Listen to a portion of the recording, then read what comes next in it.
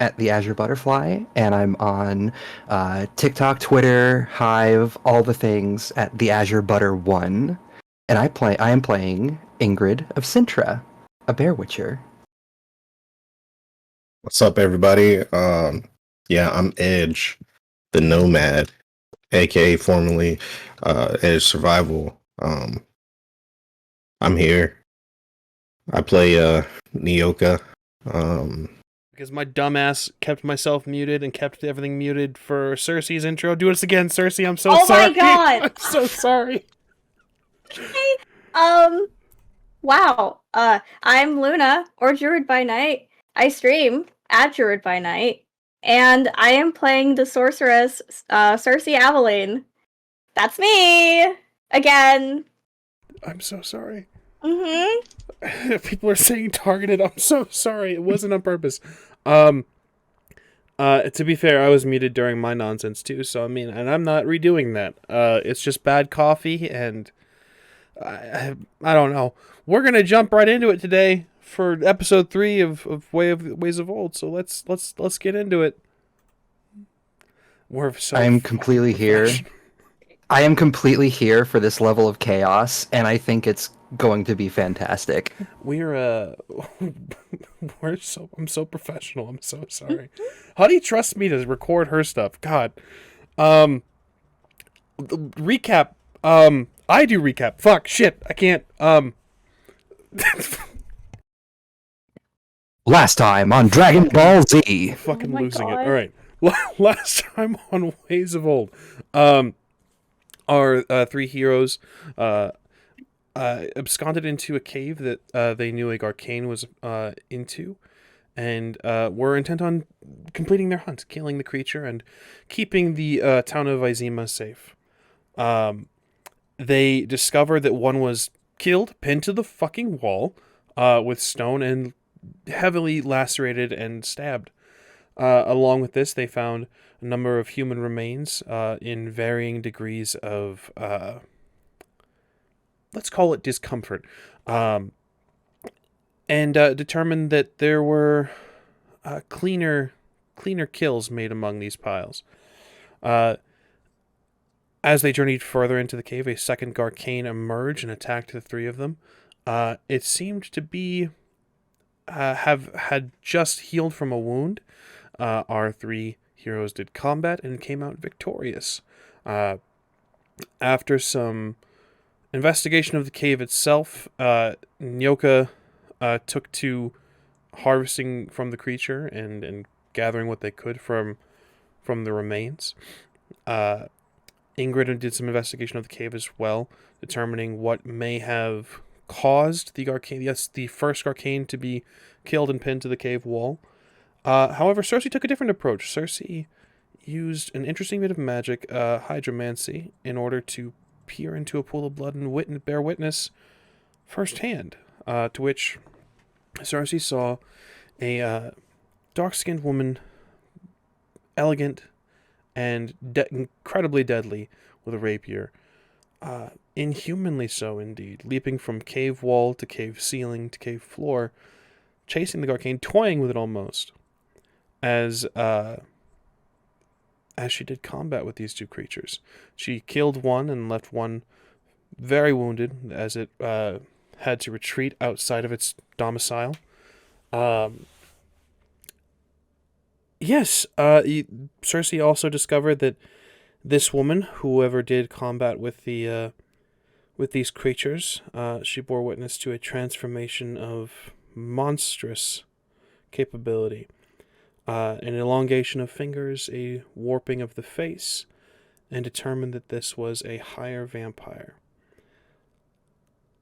Not just any higher vampire, but we'll get to that very shortly. This information, as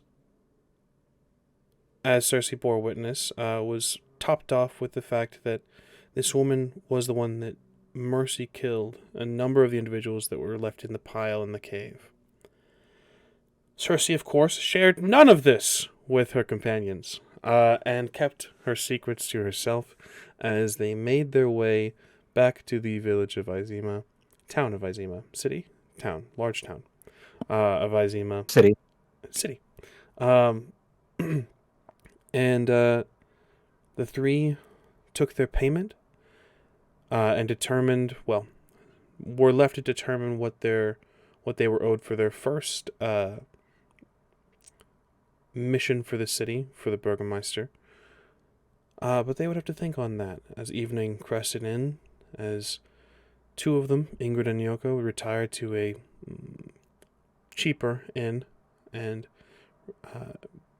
left their evening playing Gwent, while Cersei went back to their home and shop, The Fox and the Crow, and retired for the evening.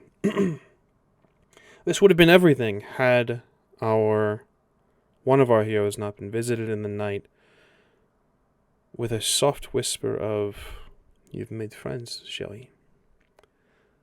But that is not where we begin our tale today. We begin our tale with Ingrid and Yoka.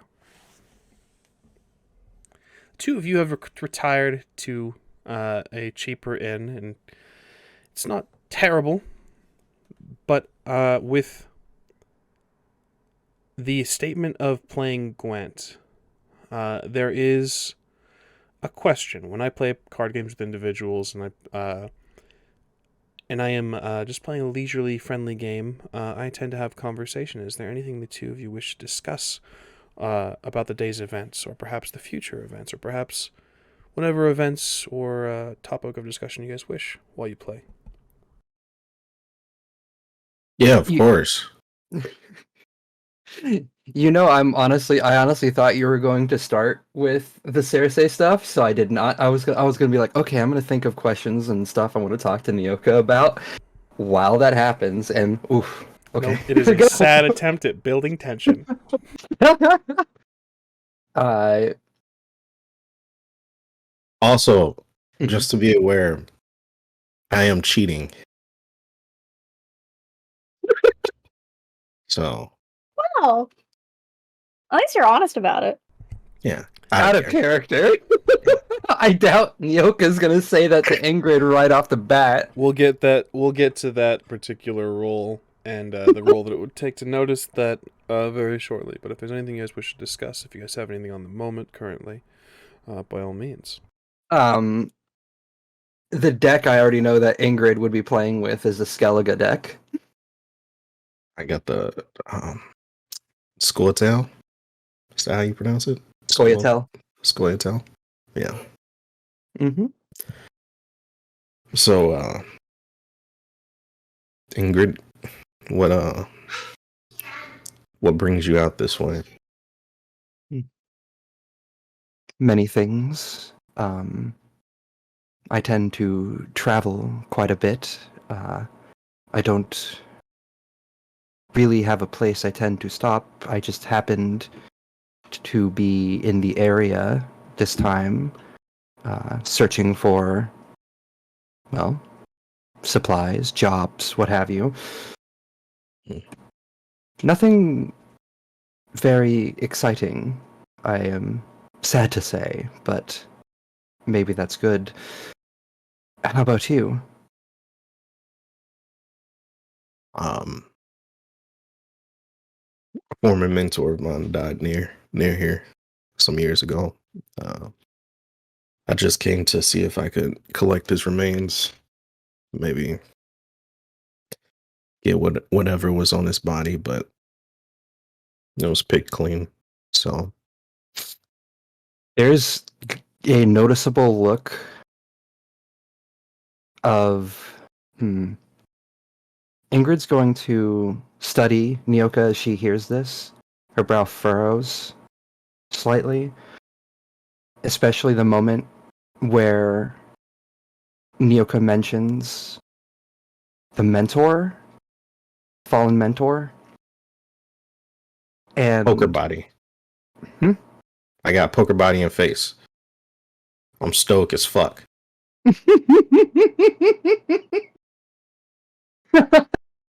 Noted. Well, I'm not studying you. I'm saying what's going on in her face right now is that she's. God damn it! Oh, let me collect myself. I apologize. the moment that the fact of Nyoka being there to find a fallen mentor, there's a look of pity and sadness, maybe even the start of something deeper, but the Witcher side of her just takes over again. And back to that stoic face as she offers a nod and says, I understand somewhat of that. Were you close? No, he trained me. He was an asshole, but he was one of us. So True enough words, true enough. I am not sure how other schools handle the situation. I am pretty sure you know the reputation we had. The coldness, even for witchers. well, So, are you talking about the relations, or are you talking about the weather? she she looks. She tilts her head like a confused puppy for a second, and then she just slowly answers both. Most of the witches at my school didn't really have a lot of connection with each other. It was more about the hunt than anything else. It was more about the job. She kind of drifts off, and then she's gonna just abruptly change subject. So you said that he was picked clean. Do you believe he was murdered? Was he fell by a beast, or? I'm not entirely sure.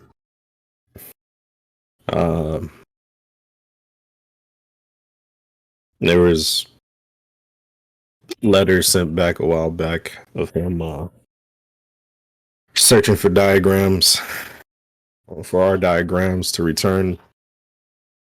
But he got caught up in White Orchard, so I'm not too sure. A noble deed you have there, collecting that knowledge, that lost knowledge. I cannot say that doesn't stir something within me as well. I heard the rumors of what had happened to your school. If you believe it, we had the largest stores of books and tomes and knowledge of everything you could think of. Until the emperor took it all. So It seems loss is a big factor in our lives, is it not? Nothing seems to stay for very long. But then again, such is life. yeah, true words. Would you like to make this game interesting? What do you have in mind? Pulls out some crowns, pops them on the table. Friendly little I'll game. match whatever you throw in.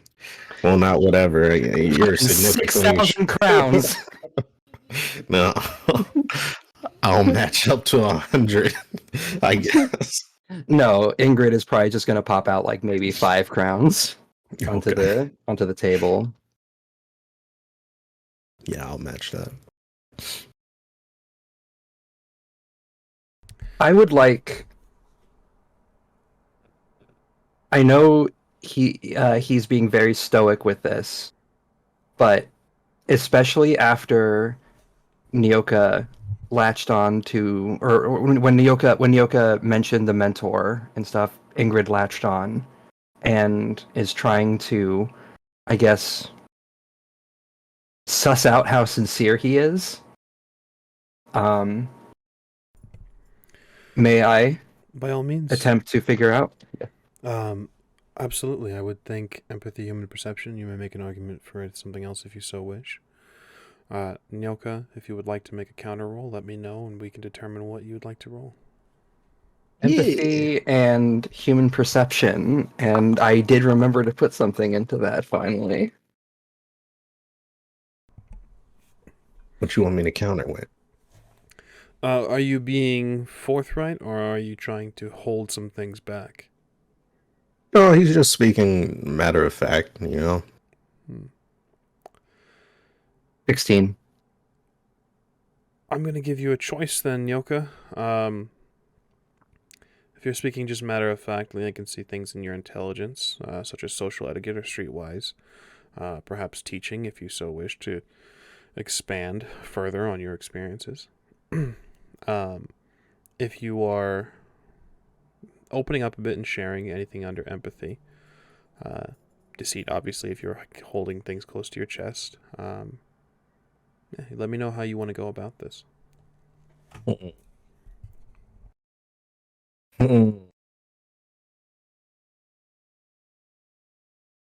Where's the seat again? Deceit is under empathy. Oh no, not that one. Teaching. Teaching. Yeah. Is that fine? I like it. Okay.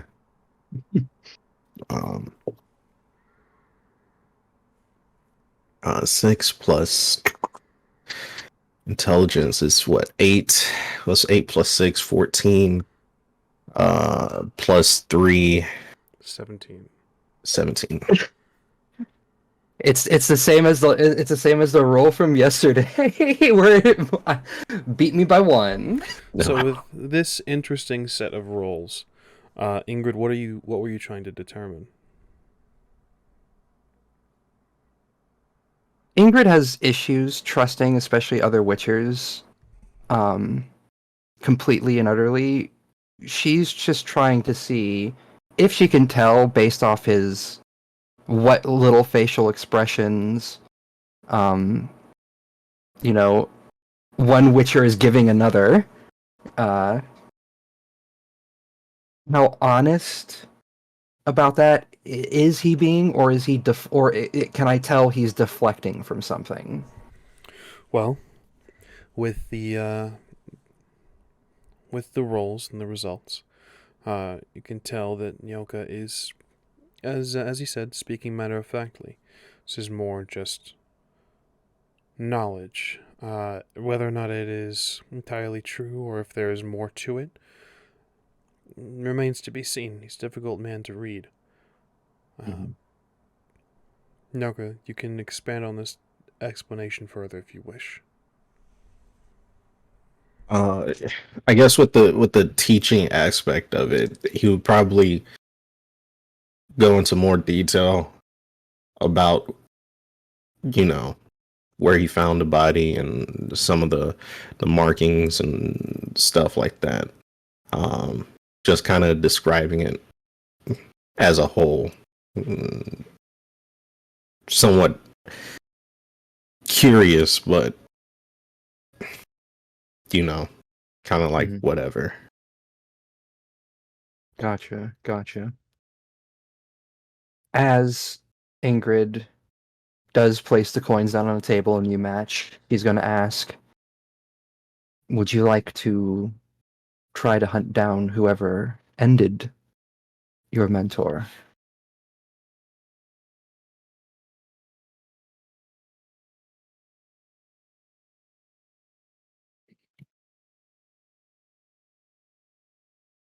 I don't know.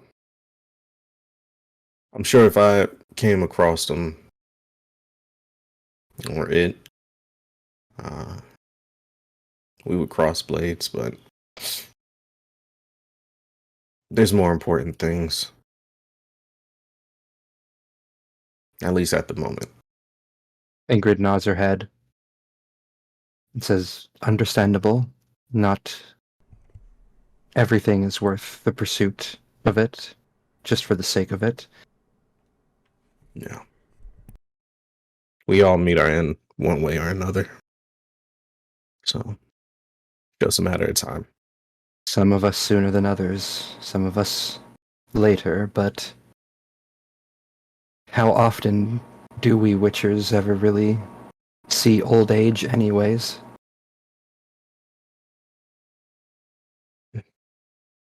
True.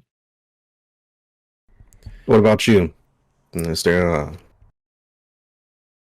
anyone left from the bear school? Let me pull out my background page that I had written out.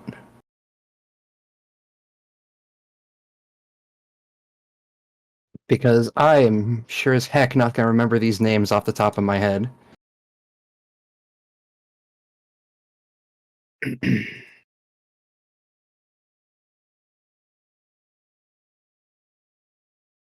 None that I know are alive for a fact. I believe the Witcher Vorin of Dillingen may be alive, but Arngod, our Grandmaster, I know not where he went. Junod, Ivo, I've not heard of. Though I believe Junod may have passed. Those were the only ones that I had any news of at all until it stopped. The others have gone to the winds, so to speak. My own mentor fell before the fall of Bear Keep. So I understand some of that pain that might be there. And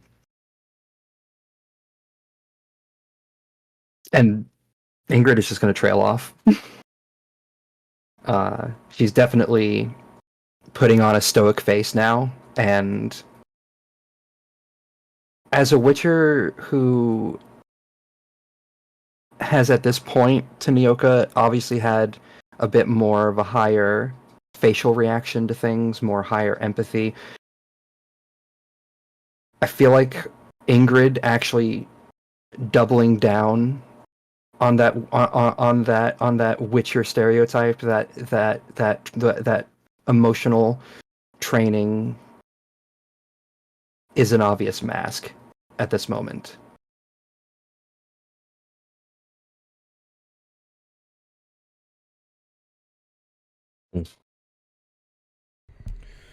Yoko, you may deal with this information what you with, if anything at all. But you did mention cheating.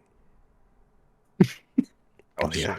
I would like to see some rolls from the two of you. You're gonna cheat me out of my money? Hey, Yeah. you the one that brought it up. Scared. Nyoka, dexterity and sleight of hand, if you'd kindly. And then Ingrid, I could see empathy and human perception, as well as sorry, that's more of an insight. Intelligence and awareness, if you'd like. If you want to make an argument for anything else. Streetwise, I could see. Could also kind of see social etiquette, if you have social etiquette. My highest is awareness, so awareness works for me. Copy. I got 22. I doubt I'm gonna beat that, So but casual. So casual. The disrespect. 6 plus 7, 8, 9, 10, 12, 13, 14, 15, 16, 17. Close. Yeah. Nyoka, you win again. And again. And again.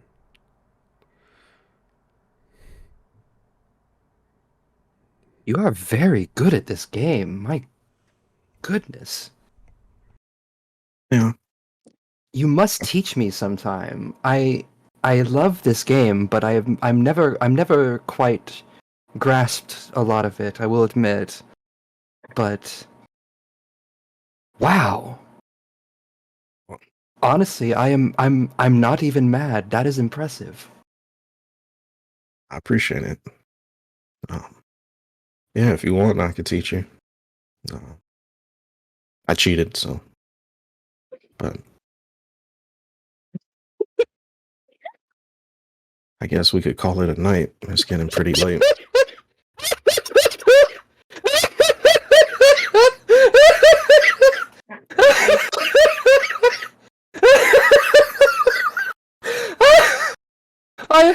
I'm sorry, that sent me. I pocket the 5 gold and start walking. It's not just 5 gold. How many times did you say he won a round? That's 5 gold per round minimum. So that means that in reality, I'll leave this up to you guys. You guys made a bet.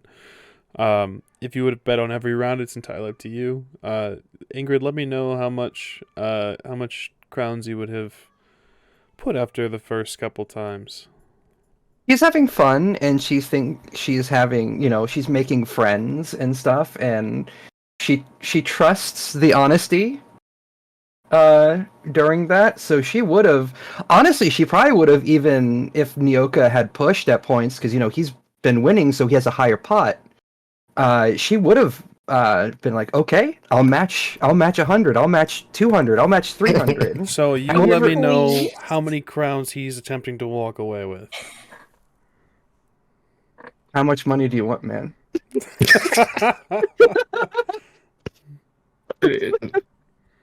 Nyoko is he's I don't know. Maybe nah.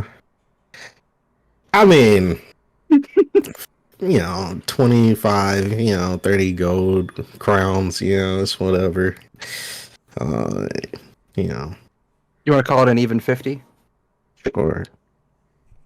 That is if you let me take it, I guess. Ingrid's gonna look flabbergasted for a second, almost hurt. But then she's just going to nod her head a few times. She's gonna say, okay. I appreciate the honesty. Explicitly saying it like it's a question. Yeah, it's fine. That is a tactic. So, the crowns are yours. You take them. That is perfectly fine. Is our rooms already paid for and stuff like that? Yes, absolutely. Okay. So yeah, Ingrid's gonna lift. Can I know you said they already paid for it, but can I pay with the gold that I just won? By all means. I'll pay for both our rooms. By all means, if it's just a room for the night, we'll say 2 crowns each, and be fine. I will say that Ingrid will not immediately join Nyoka, and she will kind of sit there looking at her cards for a bit, almost like a dejected puppy.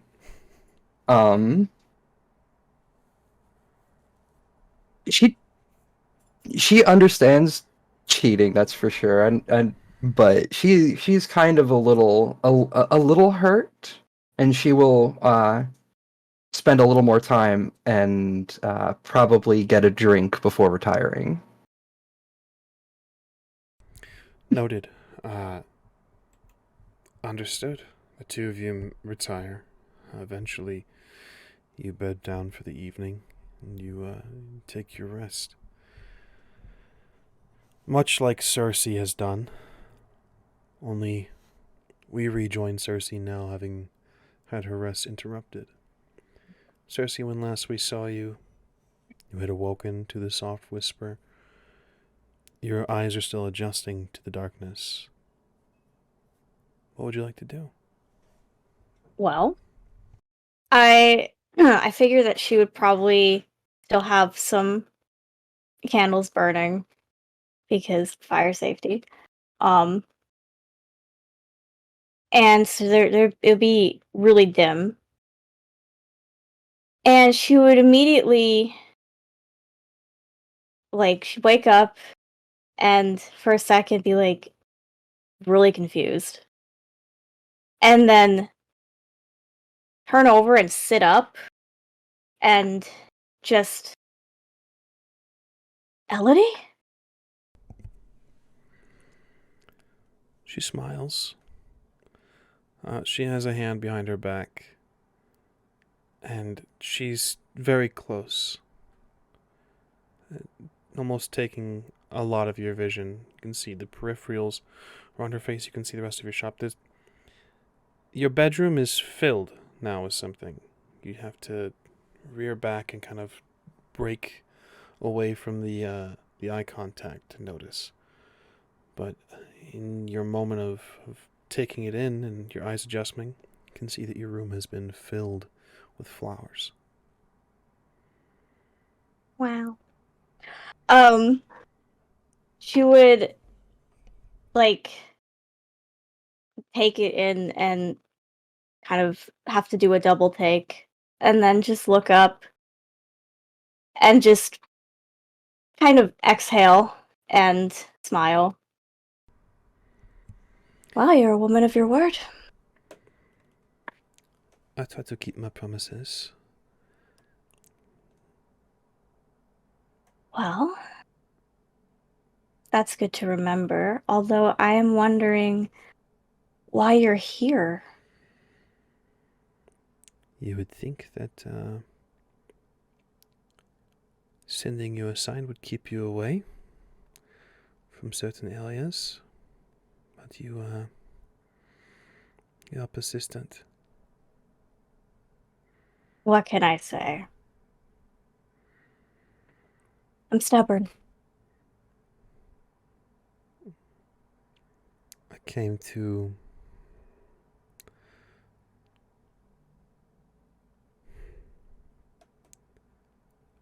check on you. How long have you been here?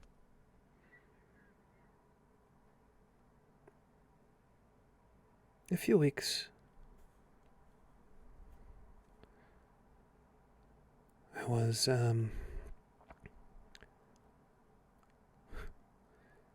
securing my privacy. What do you mean?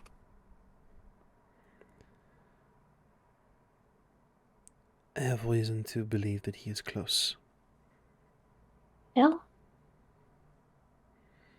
Okay. So I Well, wanted to I wanted to I wanted to see you, but I did not want to risk you being injured. And then with the creature in the cave,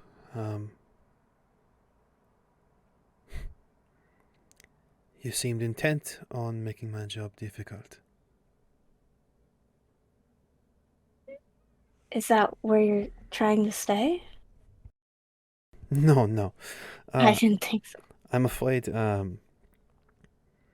you would not approve of where I'm currently staying, but it is safe for now. Where is it?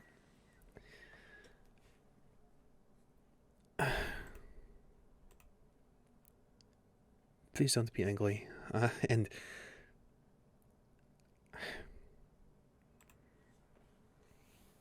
she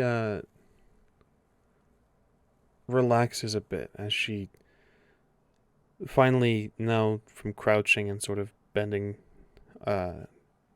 low to keep your eyesight, sits down at the edge of your bed. And kind of adjust to face her more. I am staying with to call her a companion would be a lie. The house of the Queen of the Night.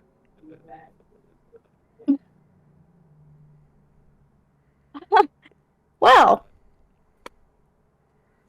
hiding in plain sight?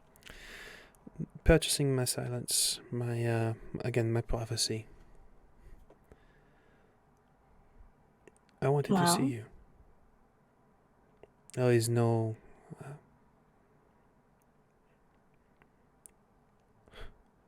there is nothing I wouldn't do to make it happen. well, Not that a house of ill repute is a large sacrifice, but I would not pretend for it to be so, but I am here. well, I'm glad that you're here. And she'll, like, look down and blush. I've missed you a lot. I didn't think you'd come back. Every second I've been away from you has been complete agony.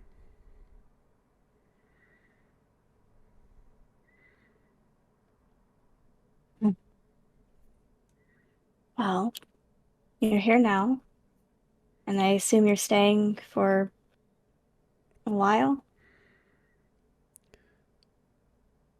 Yes, Okay. Well, though you should not. what do you mean? As I said, I think he is here. I think he is coming. To Vizima? Yes. Well, then I should stay. No. He is beyond anything you have seen or encountered, Cersei. I don't want you a part of this. I want you safe. Oh. I'm not going to leave you or the people I helped fend for themselves against something like that.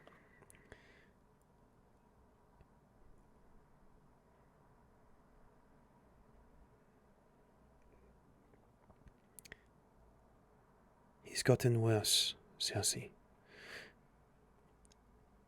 He's pursuing something, and he is... like a man possessed, he is on a warpath. He's looking for something in the ruins of the city. She'll, I should be kind of process that for a second. Okay. Do you know what he's looking for? No, I am unable to get too close. His warnings are to be heeded. If I am caught, if I am seen in any of his territories, and where he walks he counts as all of his territory, then I will be killed. And with his following, I believe him. No Okay. truce, no agreement, no... nothing will stay his blade. Even our oldest laws, he will break them. He is unhinged. Okay. Well then I could send a bird to my mentor at Aratuza. I could get help. No, Cersei. I don't. I'm not going to leave you alone to deal with that.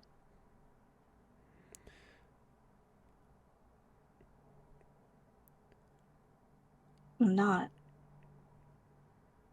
You mistake me for a brave woman. I'm not going to fight him. I'm not going to stand in his way. Well, still. I'm going to see if I can find it first. Okay. That makes sense. Part of the reason why I've taken up residence with the Queen of the Night is to gather information. You know what they say? Brothels and inns are the best place to learn things. Don't I know it? Being a mage? That's what we were taught. Well, my immediate thought was to tell you that it may not be safe for you given the friends you called them of mine. Yes, a curious group you found yourself in, my love. It's not every day that two witchers show up at your door at the same time. I could not help to notice the larger one. Is she the one from your stories? Yes. Should I be jealous? No. It's an old friend. Owes me something.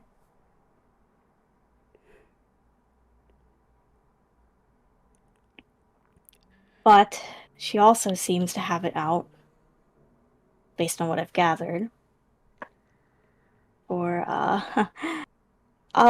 for vampire kind in general, and doesn't really seem to have a code about ones that are sentient. So I was going to say I didn't know if it was safe for you here either, to be perfectly honest. While your new friends are capable, I witnessed the aftermath of your excursion. And while they may be capable, I have clashed with their kind before. I don't think it will come to that, but I am more confident in my abilities. Not sure if I ever told you about my conflict with the Vipers. No, you didn't. It was long ago. One of them cornered me, and I was already weakened. It was one of the few times that they had band together for a hunt.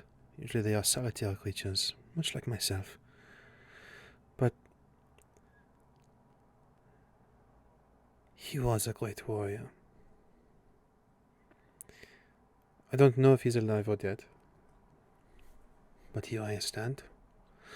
And I have taken great lengths to ensure that I'm never susceptible to their tricks again. Well, better that you are still here. Better that I am. She scoots closer to you. And I'll Cersei, being a little shy, would also would get closer. I wish the circumstances were different, but I am glad that you're here. As am I.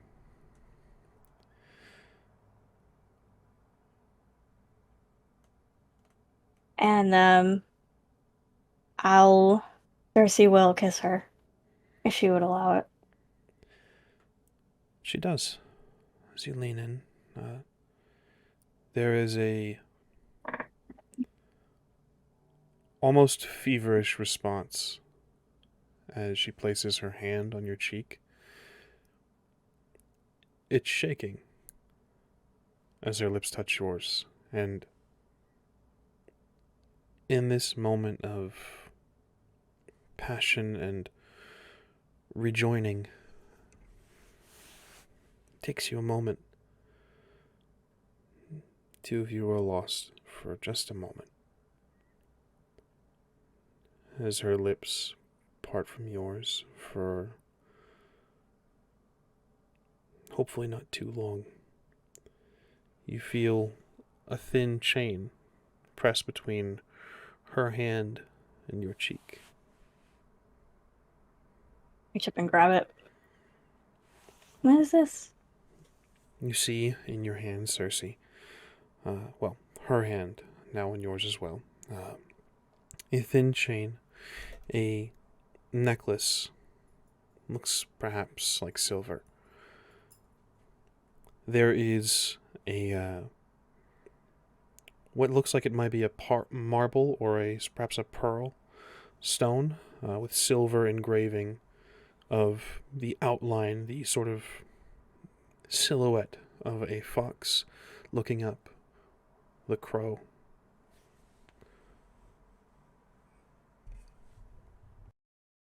Wow, you weren't. She'll try to like start making some sort of witty comment and then just get lost in the details of it.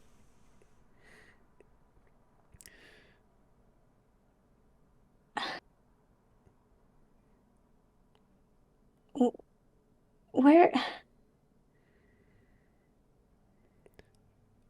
She It's stops just. you from speaking. She kisses you again. It gets feverish. It's the amount of time that you've spent apart. You can feel the days, months, years of longing. She pulls back again, her forehead pressed to yours, and she says, "In my travels, I have seen beautiful things, wonderful things. Despite the horror, despite the darkness, I've seen great craftsmen, and I have sought them all out from every corner of this place. None have been able to make something as beautiful as you."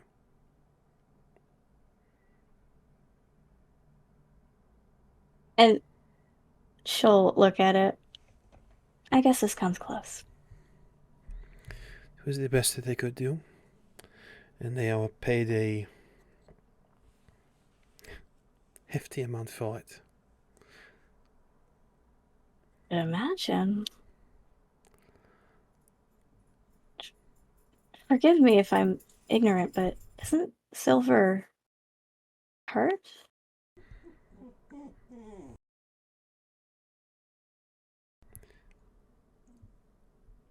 Some. Yes. You didn't have to make something that causes you pain. You okay?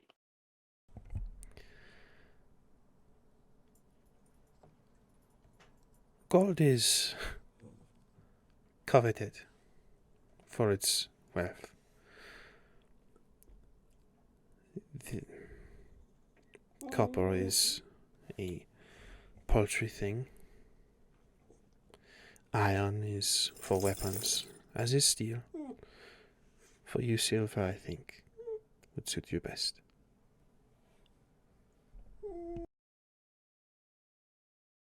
Can't argue with that.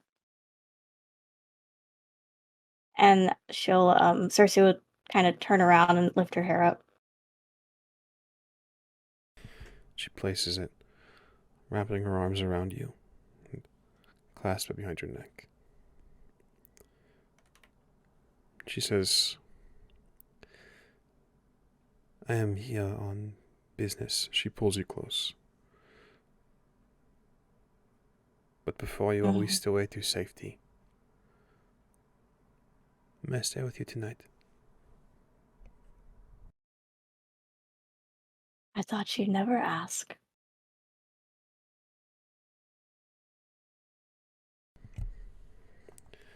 There is another kiss as we fade from this scene, and we let darkness and rest take our heroes.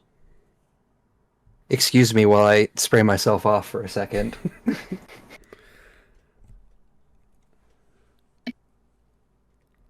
In this darkness of rest and sleep,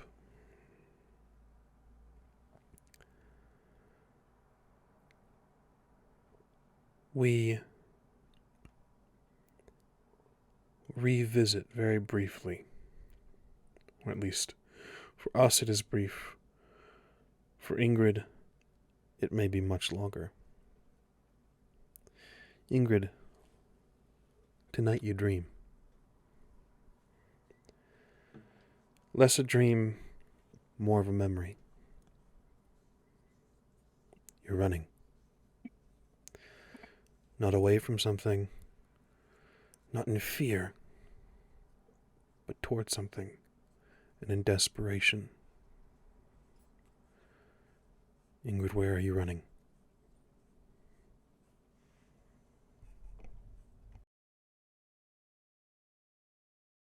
Ingrid is in full sprint, her silver blade in hand, as she hears the screams.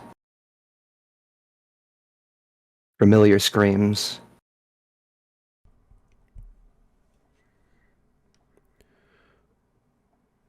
What are you running toward, Ingrid? Battle. A hunt gone wrong. A trap sprung on us. I'm running towards a familiar face. I'm running towards Aaron. As I see him being overwhelmed by vampires.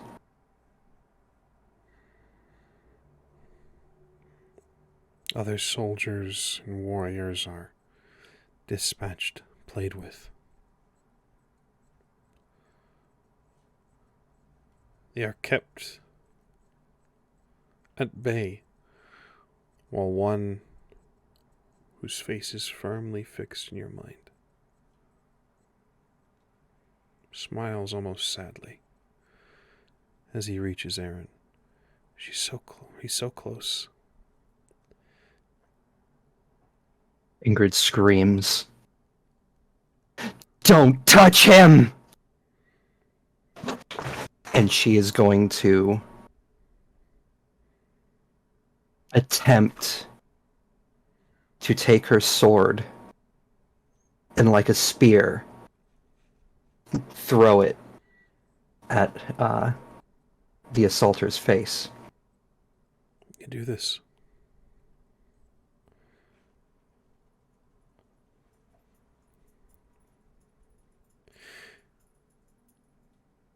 He moves quickly with terrifying reflexes. He is in front of Aaron. He grips at the chest and, using Aaron's body, deflects the blade, cutting into his arm.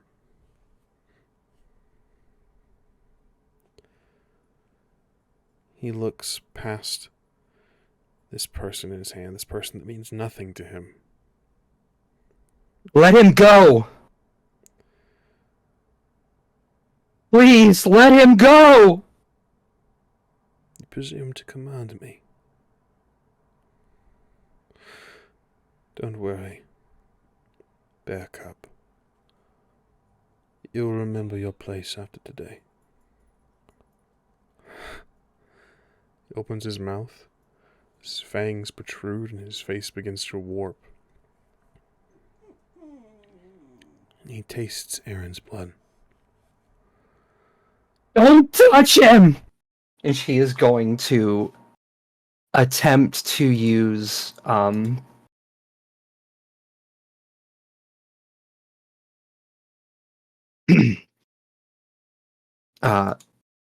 Ard to push him off of Aaron.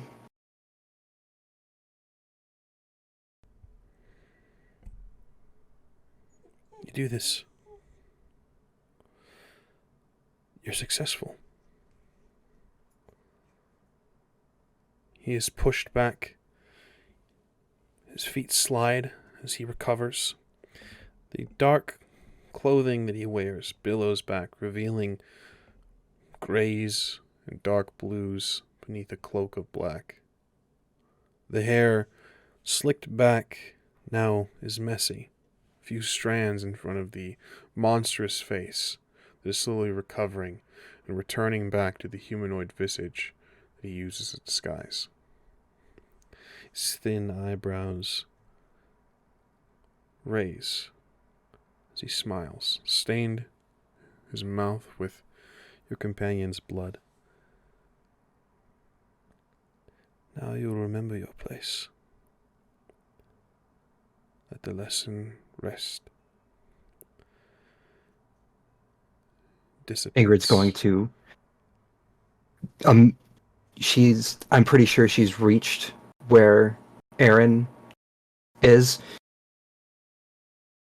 Knowing that this is her training kicks in, knowing that this is fight or flight at this stage, is her silver sword is discarded. She grabs Aaron's, knowing he can't use it right now, in both hands, starts charging, blade pointed forward, ready to attempt to impale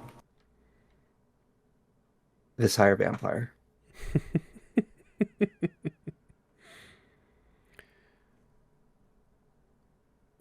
You charge, you thrust into nothing but smoke.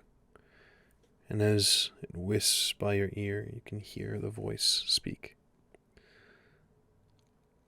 I'll return when you are in need of another lesson, Bear Cub. Soon.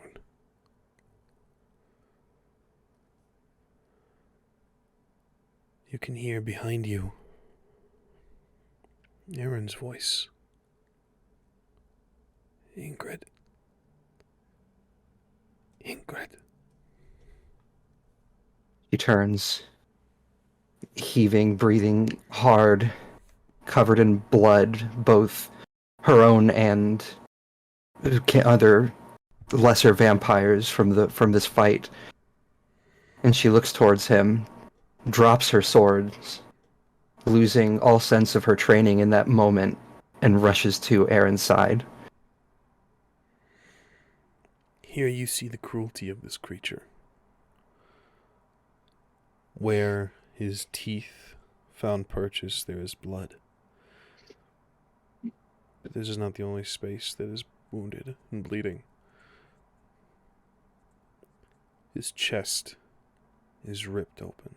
You can see his ribs. No. Ingrid His stomach is carved. A jagged, tearing wound. going to be okay. It's going to be okay. It's going to be okay. She reaches into. She stumbles for her pack. She dropping it for a second into the snow. She pulls it open, pulls out 3 vials of Swallow. She knows that it can't fix him at this point, but she is tearing at the cork that's keeping the vials sealed with her teeth and pressing it onto his lips, telling him to drink it.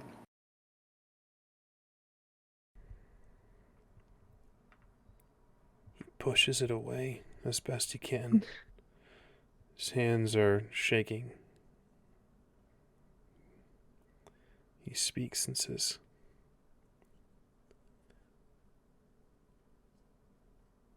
"The frost is... He's...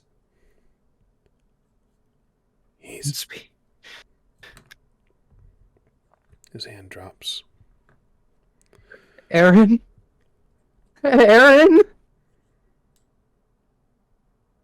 He shakes him. You call out. Suddenly, Ingrid, your vision changes. You are upright in your bed. A cold sweat has dampened your sheets and your pillow. You are alone in the darkness.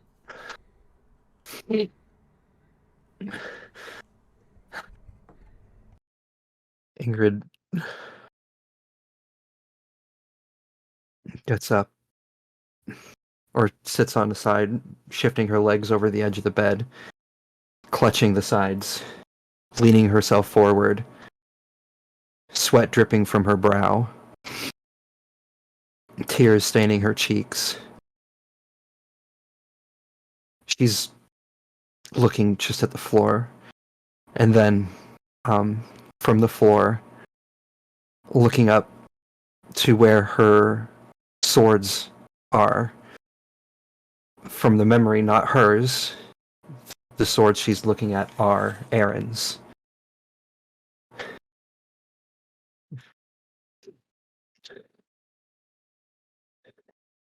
And she's going to, with a shaky hand, grab the journal, which she would have left on the side table by the little bed,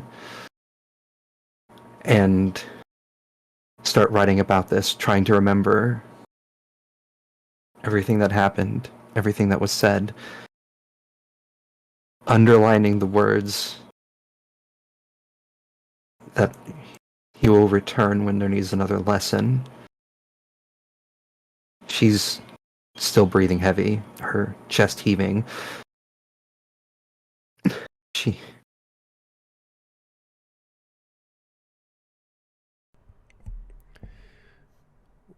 Yeah.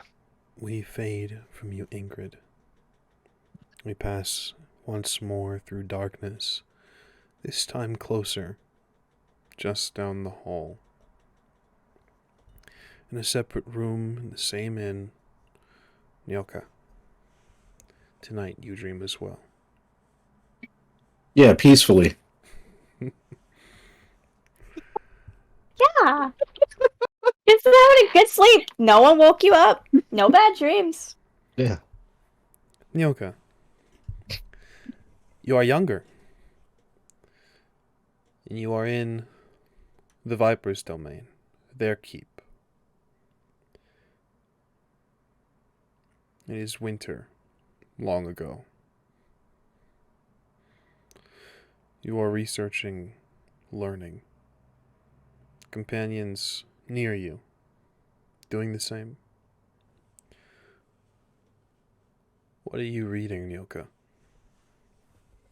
What draws your interest? You know, the elder speech. You know, the hunt is always on the lips of the vipers, but no one dares really speak it. But we all strive to learn it.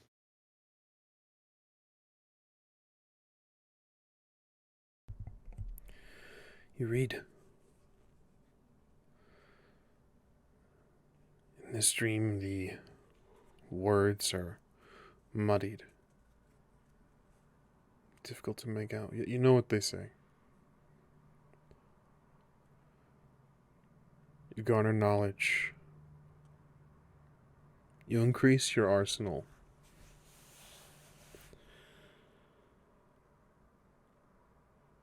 As you read, one by one your companions leave you.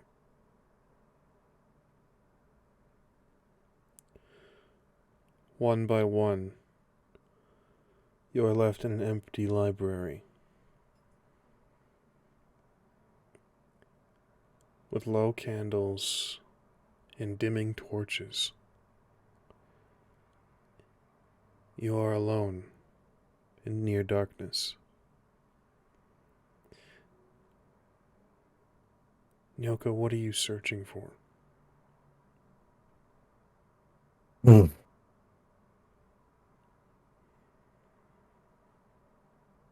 I guess anything, a hint, uh, you know, anything to guide him for his purpose, direction, I guess. He know what he was trained to do.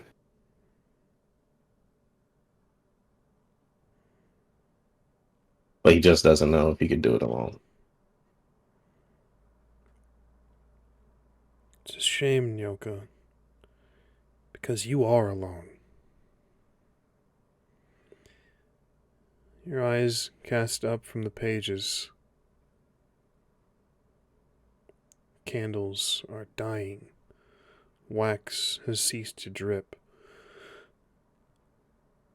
As heat leaves this place, you are alone.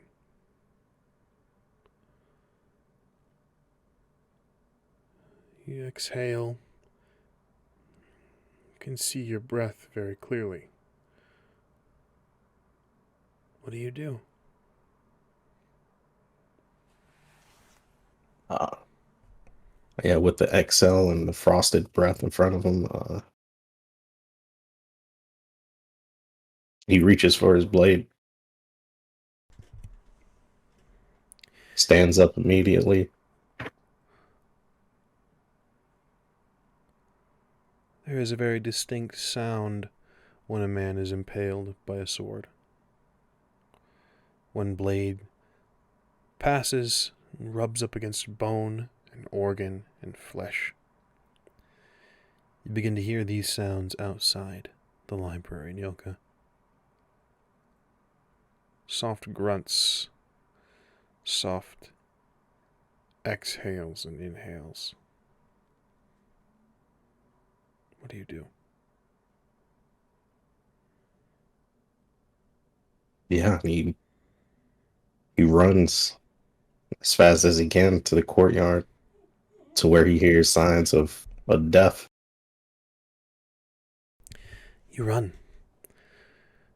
Outside there is combat. The sky has gone dark, and there is snow, a blizzard. The cold stings your face, Nyoka. Your brothers are being killed, one by one. As a man clad in dark, pointed armor watches. He's maybe 5 feet, maybe 7 feet away from you, Nyoka. His back is turned. What do you do? I stab him in the back. Yeah, fair. On site, let's It's go. on site. Okay. It's a good dream so far. Yeah. You do this. You do this. Your blade finds purchase, slipping through the plates of the armor.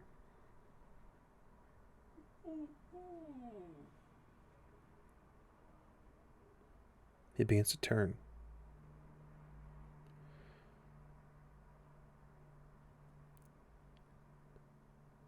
You may withdraw your blade if you wish, but now you have his attention, Nyoka. What do you do? Try to withdraw my blade, I guess. And with, steel sword in one hand and one of his viper fangs in the other, he prepares to face him head on.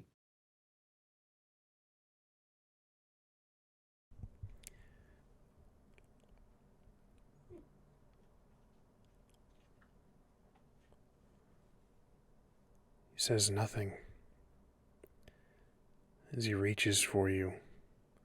And you feel cold, Nyoka, deathly cold, as if the blood is retreating from him, the very warmth of your own body trying to exit out of your back, withdrawing from him as he reaches for you.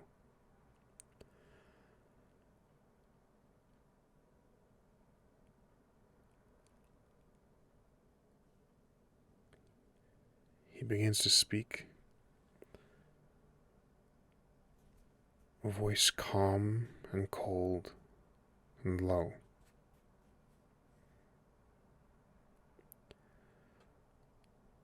Nothing. You awaken, Nyoka. You are in your bed. What do you do?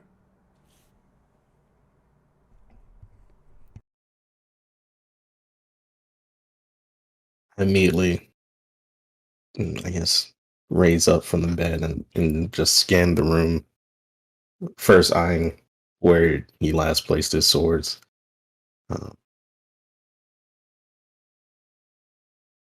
If it's clear, uh, then he just kind of contemplates, lights a candle off the bedstand with Igni, and just thinks. I need an intelligence and awareness roll from you, Nyoka. Oh, I'm not alone.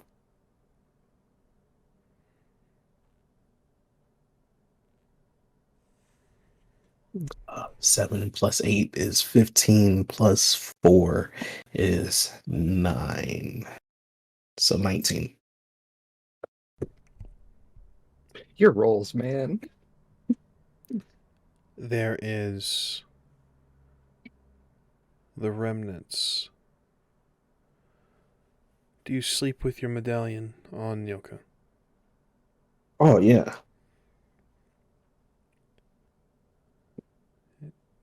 Is finishing a final small shake as the window closes. Perhaps from the wind, perhaps from something else. I immediately grab what the closest blade to me and rush to the window. You rush. You peer out to the night of Azima. Nothing but the quiet houses, the starlight, and a thin crescent moon.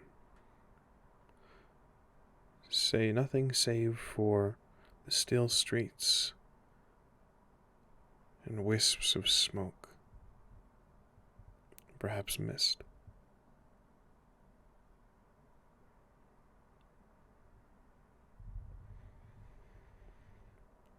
Right there is where we're going to take our break.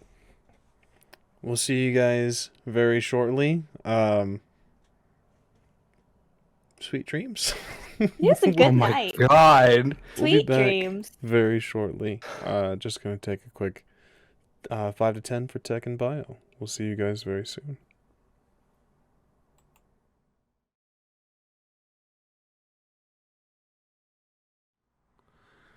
Welcome back. We're happy to be back. If you're wondering why I'm crouched and in a different position, it's because I'm trying to appease my tiny furry overlord. She is demanding attention. So, we rejoin very quickly.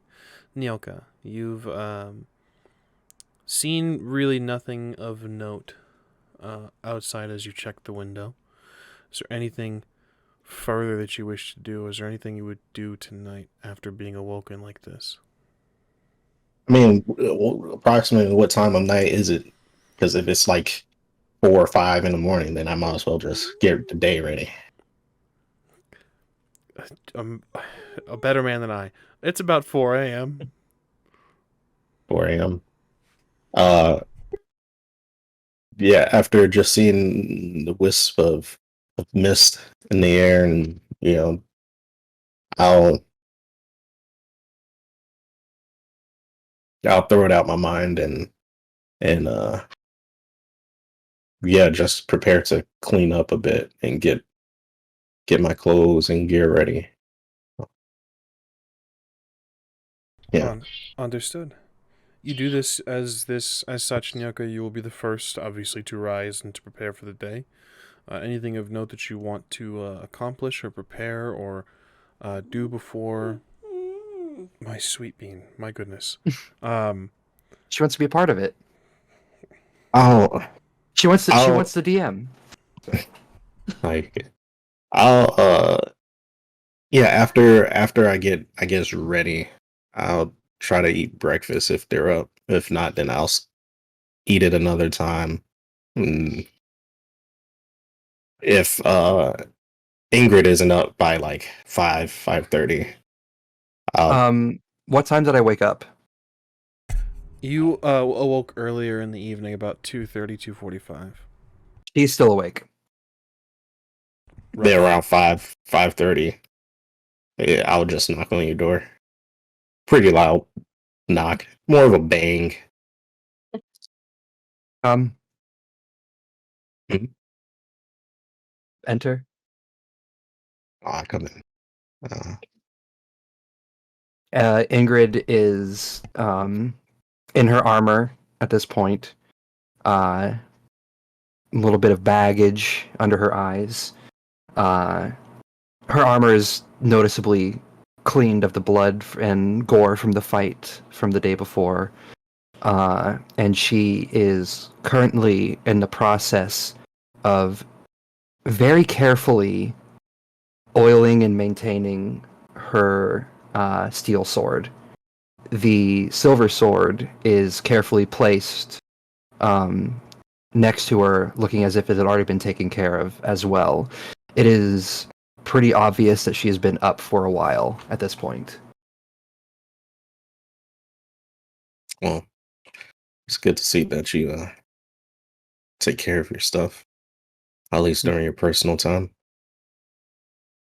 Well, it is the only way that it will last. Otherwise, a broken tool is useless for a witcher, is it not? Mm. Even a broken tool has its uses. Well, I'm gonna go to the ruins today. The Burgermeister mentioned libraries and things of that nature. Uh, I guess this is a invitation. Ingrid will look up at you, little smirk pulling at her lips. She's also looking at that moment, just at the sides, out the door, as you can see. We're alone at this point, right? Like, there's nobody walking around that I can hear or see in our near area. You guys are in the privacy of you're currently in your Mhm. in your room if you so choose. Oh yeah, I'm just making sure there's nobody like walking the hall behind us Perfectly fine. with the open door. I can close Okay. it if you like. Oh, no, Ingrid is just using that as a excuse to say this. The little viper wishes the help of the bear. Interesting. And she'll stand up, shake herself off a little bit, place her sword in its scabbard, and then strap both to her back, take both her hands, smack her cheeks a few times. Got to get the energy flowing, and she's going to say, "I would love to. Would you like to, considering the nature of things, shall we make a stop at Cersei's to see how she is doing and perhaps get some supplies and perhaps see if she wishes to join us as well?" If you like, um, perhaps her expertise on the city will come in handy. But yeah, I'll leave that up to you. Works for me. I would like some replacement ingredients for the vampire oils that we used in the fight before. I feel, considering at least the possibility that higher vampires might be here in Vizima, that I would like to be prepared for all possibilities. You're really stuck on this higher vampire theory, huh? Did you hear what happened to the bear school? Um, I mean, I heard of a failed hunt and peasants getting angry as usual. As they were, we witchers at the bear school did not have, well, most of us, I should say, did not have strong enough bonds with each other or the school itself to remain. We did not fight the humans as they wished to assault us, so we all left instead. The hunt is definitely the and Ingrid is going to trail off. For a minute, the memory of the dream from the night before flashing from behind her eyes again.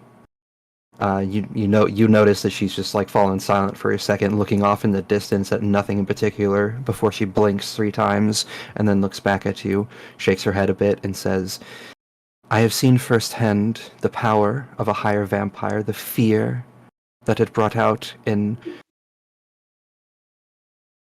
those she stumbles again. Needless to say, they are a threat and need to be dealt with if they are using their powers for ill. And there are some that I am...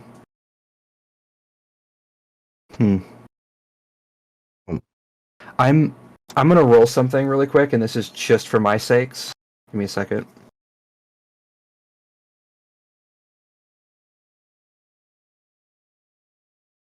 Okay.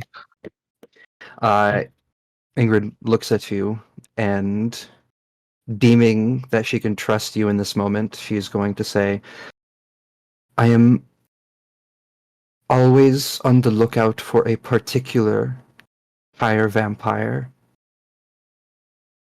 One that took the field during that failed hunt and caused it to fail. Well, And that is why I seek them. well.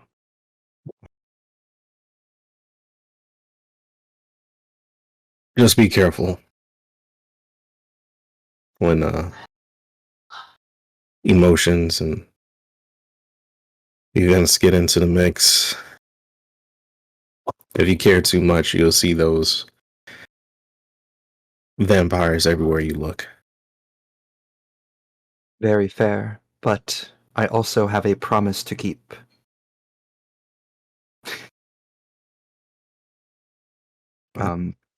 Shall we be off then?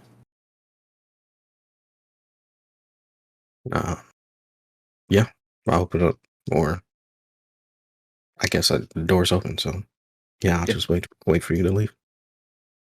Ingrid is Follows definitely obviously trying not to continue this conversation about that. She doesn't want to talk too much about that.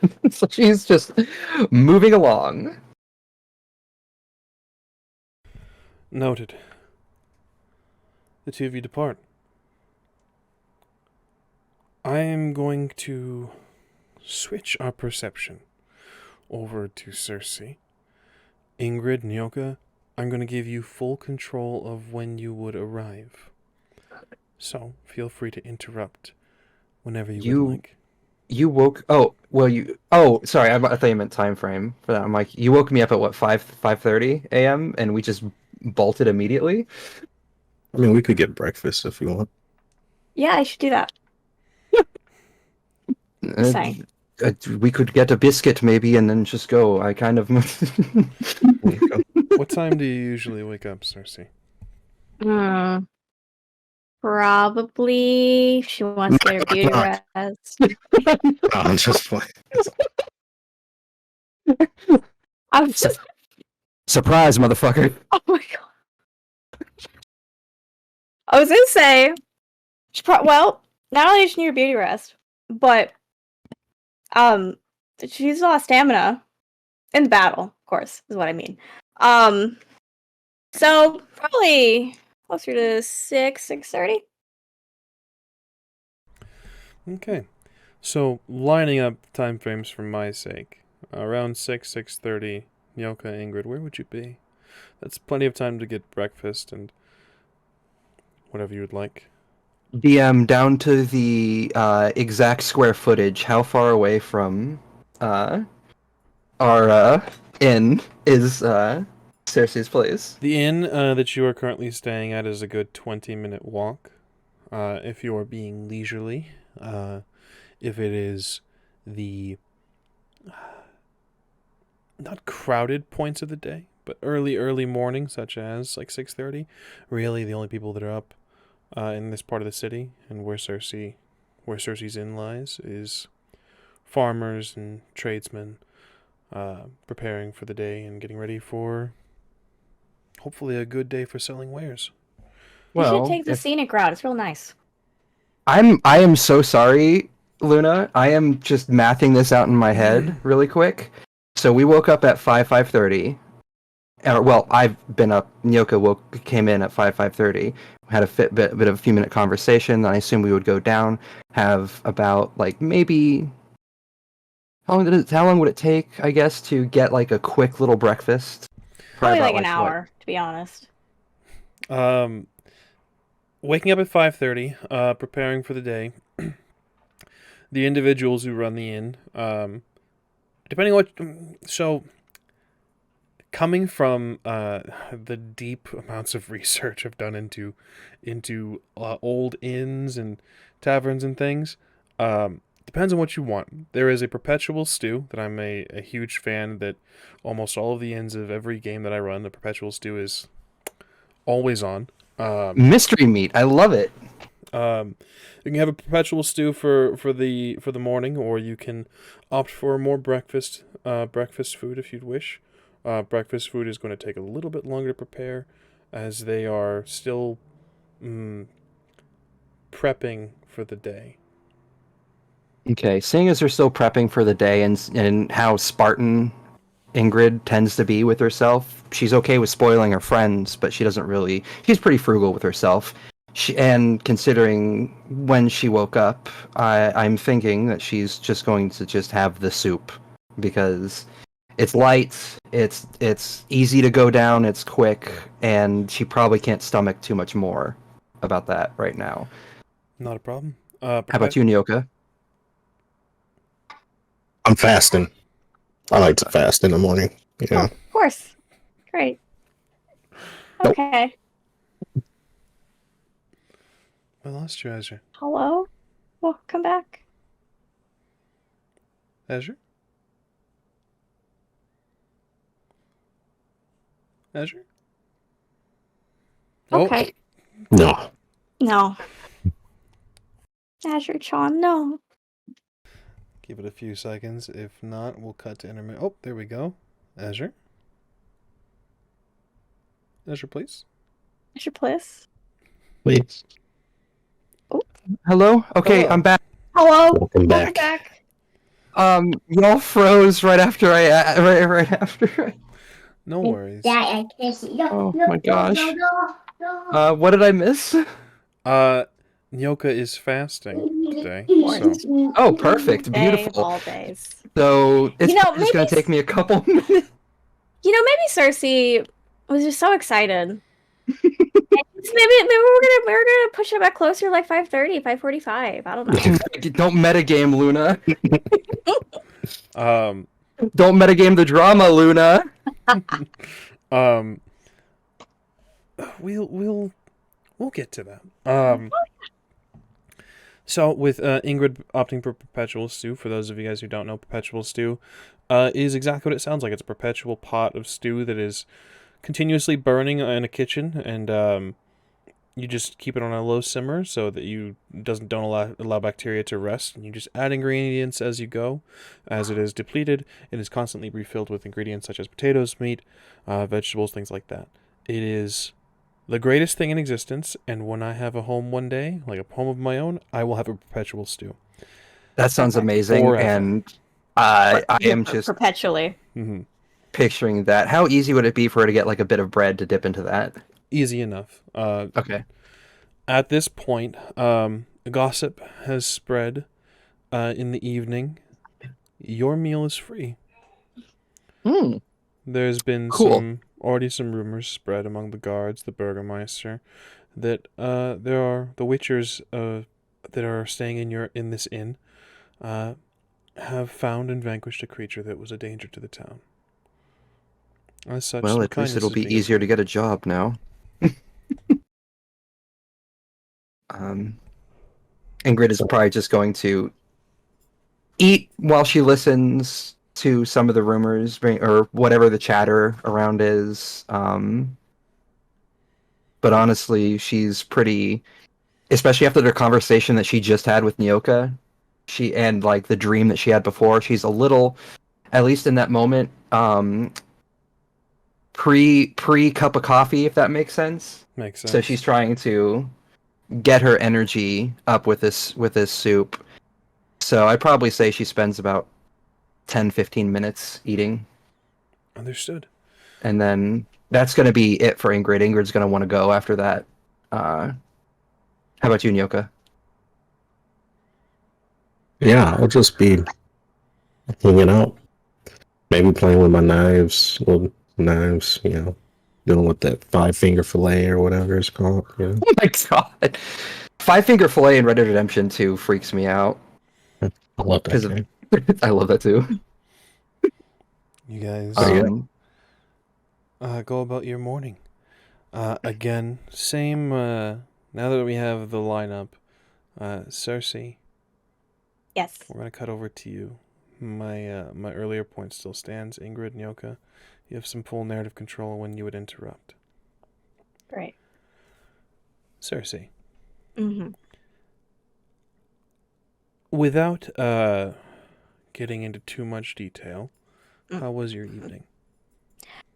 You know, it was pretty damn good. Excellent. Hmm.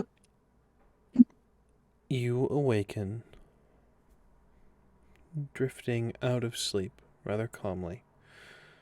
No grogginess, no leftover remnants, nothing pulling you back into bed. You awaken naturally, a good night's rest. She is next to you, already awake. Just lying next to you, her eyes half closed, holding your hand and just sort of rubbing her thumb along your index finger.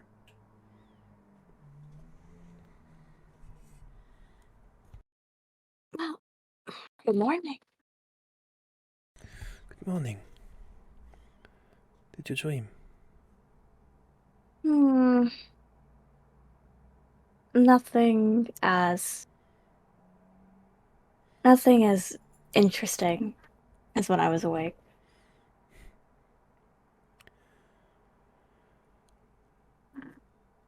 What are you going to do today? Honestly, I was thinking about taking the day off after such excitement. I'm kind of hoping, I was hoping that my business with these witchers was done, but I feel like they have a funny way of being attracted to danger. knock, So, knock, knock. oh. She looks at you, Cersei, and then kind of glances down toward the door. You have, as we discussed, a multi-tiered establishment. You are not in danger of being walked in on unless they break through a number of doors. But she looks down in that direction and says, "Your friends have the worst timing." Yeah, you don't say. She'll actually kind of start, thinking, but do you want to like just leave after me, or if I even go? I don't know what they need actually. I think I would like to meet your friends, actually. Make sure that you are well taken care of, if that's alright. Are you sure? Positive. Okay. Okay. I am going to. You know what? They can wait. I need to get dressed. And I'm going to kiss her and get ready for the day. Ingrid's at the door being like, She did we wake her? She watches you for a moment, Cersei. Lying in bed. A smile crosses her face as she rises. She throws on a shirt of her own. And begins to make her way toward the staircase leading out of your domicile, out of your private quarters. She glances coyly over her shoulder and says, "I will let your friends know that you need a moment." Oh, this is going to go well. Okay. Okay. And Cersei is gonna like do her best to be like, mm-hmm. And then as soon as Elodie's out of earshot, just shit, and just start rushing. She chuckles to herself as she walks down the stairs. Ingrid and Yoko, with your heightened senses, you can hear footsteps approaching. Hmm. The blinds and window coverings have been drawn. So you hear someone approaching but don't see through the windows. Suddenly, the door opens. Standing in a shirt that goes down to about mid-thigh, open, showing a bit of chest, a little bit of cleavage, stands a darker-skinned woman, looking a bit, not out of sorts, but as if they'd just risen from bed. She is barefoot. She is beautiful, has striking features. And she looks at the two of you and says, "If you'd give her a moment, she is preparing herself for your meetings, I suppose." Ingrid, how tall is Elodie? Same. About 5'8", I believe. Correct, Cersei? Okay, so Ingrid's taller. I would say it was when the door opened, Ingrid was getting ready to do another little light knock in case she did hear the footsteps, but she's just trying to be polite in case she didn't hear that they're there. And that's when the door opened, and she would have looked down, then did a once over. Frau furrowed for a second, and then she's mathing out in her head a little bit who this person is, why they're scantily dressed right now, opening a front door. She is trying to understand what is going on. She opens her mouth once, once closes it, and then opens it again. Looks to Nyoka, then looks back, and then she just says, "Understood. May we wait inside?" Cersei, your friends want to know if they may enter. Just That's- downstairs. That's fine. That's fine. Yeah, that's fine. Please do come in. Thank you. She doesn't wait for your answer as she turns and begins to walk up the steps once more,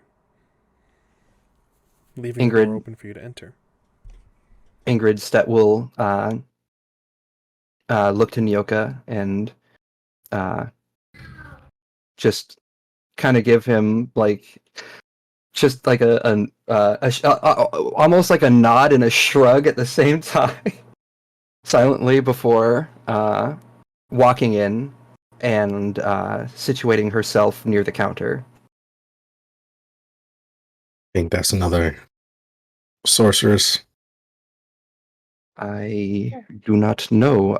I get okay, because of situations that are either backstory related or do I have any inklings on anything that's going on right now with my previous knowledge of Cersei or anything like that? I will say, for out of character knowledge, just some logistical things here going on here. Your Witcher medallions do not stir. Okay, that was a big one. I was worried about. Your Witcher medallions do not stir. As well, Cersei, Ingrid, you've had a run-in in the past. You had a... in fact, there's some discussion that likely will take place soon, I imagine, between the two of you about a debt owed. But with the interactions you've had in the past, Cersei, would you have shared the existence of the crow to your fox? No. Then I'm afraid, Ingrid, I can give you nothing. Understood. Ingrid will then just look at Nyoka and say, "I have no idea. Cersei is a good friend of mine, but people have secrets. Hmm. Yeah. I don't know. Yeah, I was just curious. Nobody's that pretty naturally, so I would, in this moment, especially with that statement, like That's a also roll gonna from the two of you. yeah, because I'm about to say that's also making Ingrid very uncomfortable hearing that specific. Okay, let's especially after the dream last night. Fuck that. What would you like to roll for? I would love your choice of intelligence awareness or empathy and human perception. Intelligence awareness, baby. damn. 6 plus 8. 14. 18 total. 18 total. With an 18. She is inhumanly beautiful. There's, Cersei, if you would like to take some narrative control, take the reins on this for a description of the woman that your companions have just met.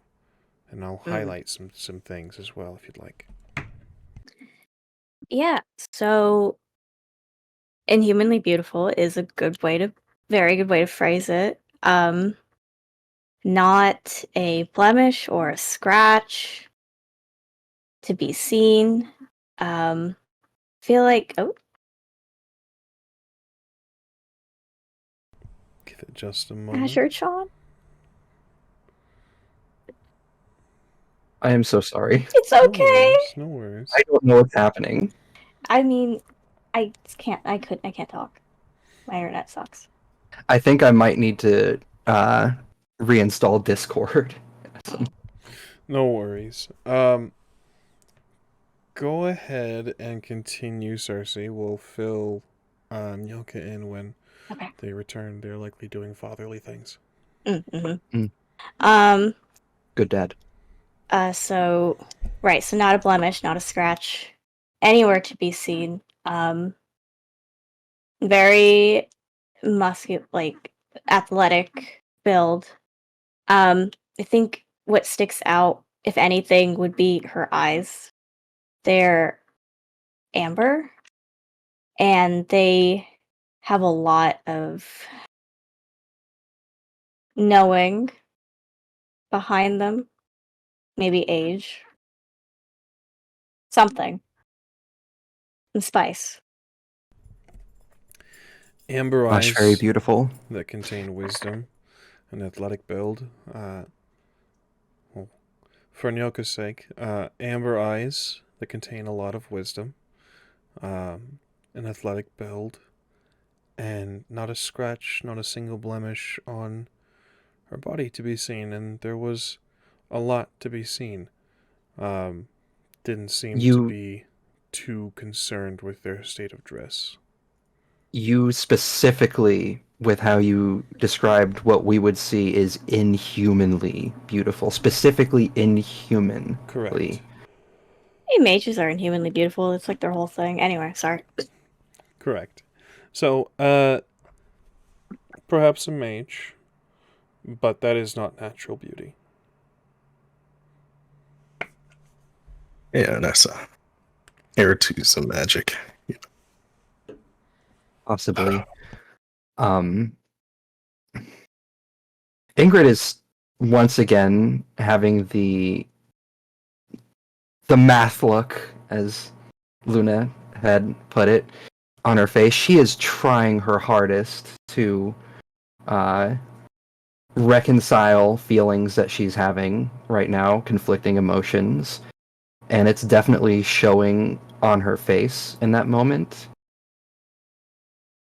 You would notice, Nyoka, there's an instant where her sword arm, her right arm, almost goes for her silver sword.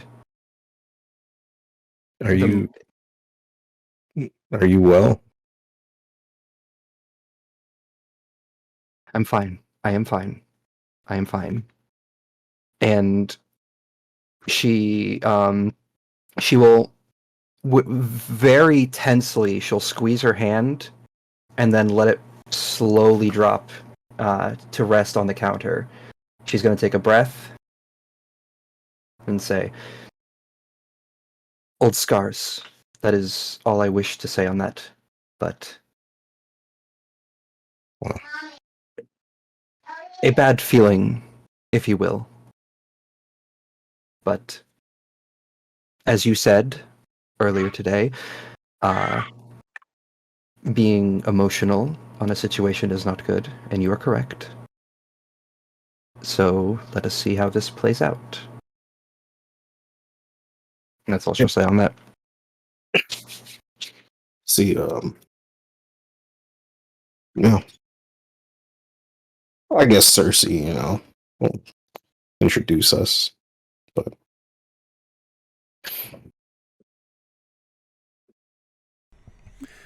Cersei, Mm. your companion rejoins you. Smirk on her face, and she says, "Your friends are downstairs waiting. Whenever you are satisfied with yourself." Well, normally I'd like to take my time, but and she's like saying over this as she's kind of bending over her vanity, looking in the mirror. But some people like to get up way too early after a long day. She crouches down next to you. And she takes this moment, she whispers in your ear, "You could send them away. We could take some more time." Do my best.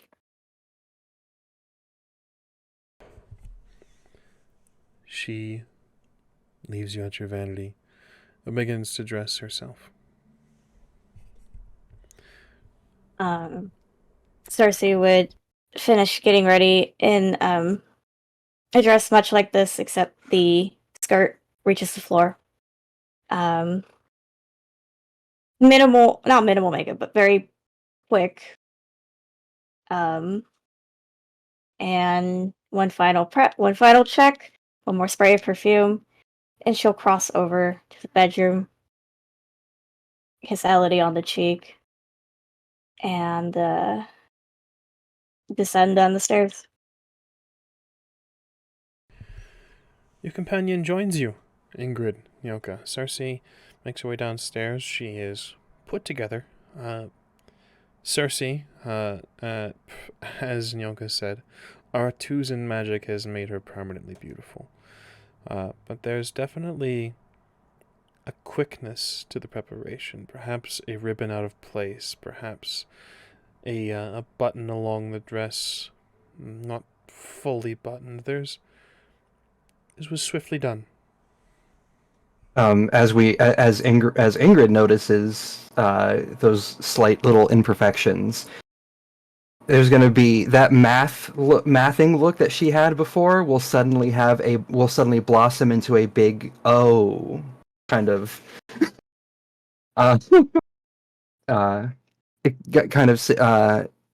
yeah.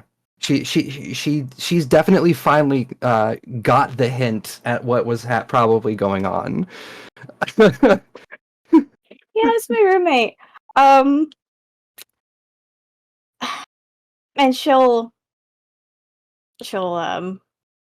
but she doesn't say anything at first, so she's just kind of looking at both of you.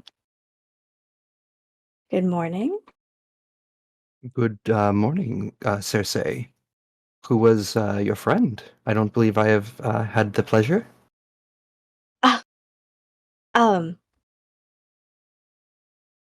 Just an old friend of mine. Insight check. Sorry.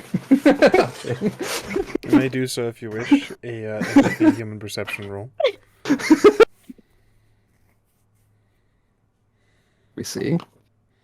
Cersei, if you wish to obscure some things, you may make a deceit roll. You said 10s explode, right? 10s Oh, indeed shit. do explode. Yes, I wasn't good at roll deceit. She's not lying. Fair, yeah, fair. told no lies. Just omitting. DM, how many times can tens explode? Until they stop exploding. I see your soul.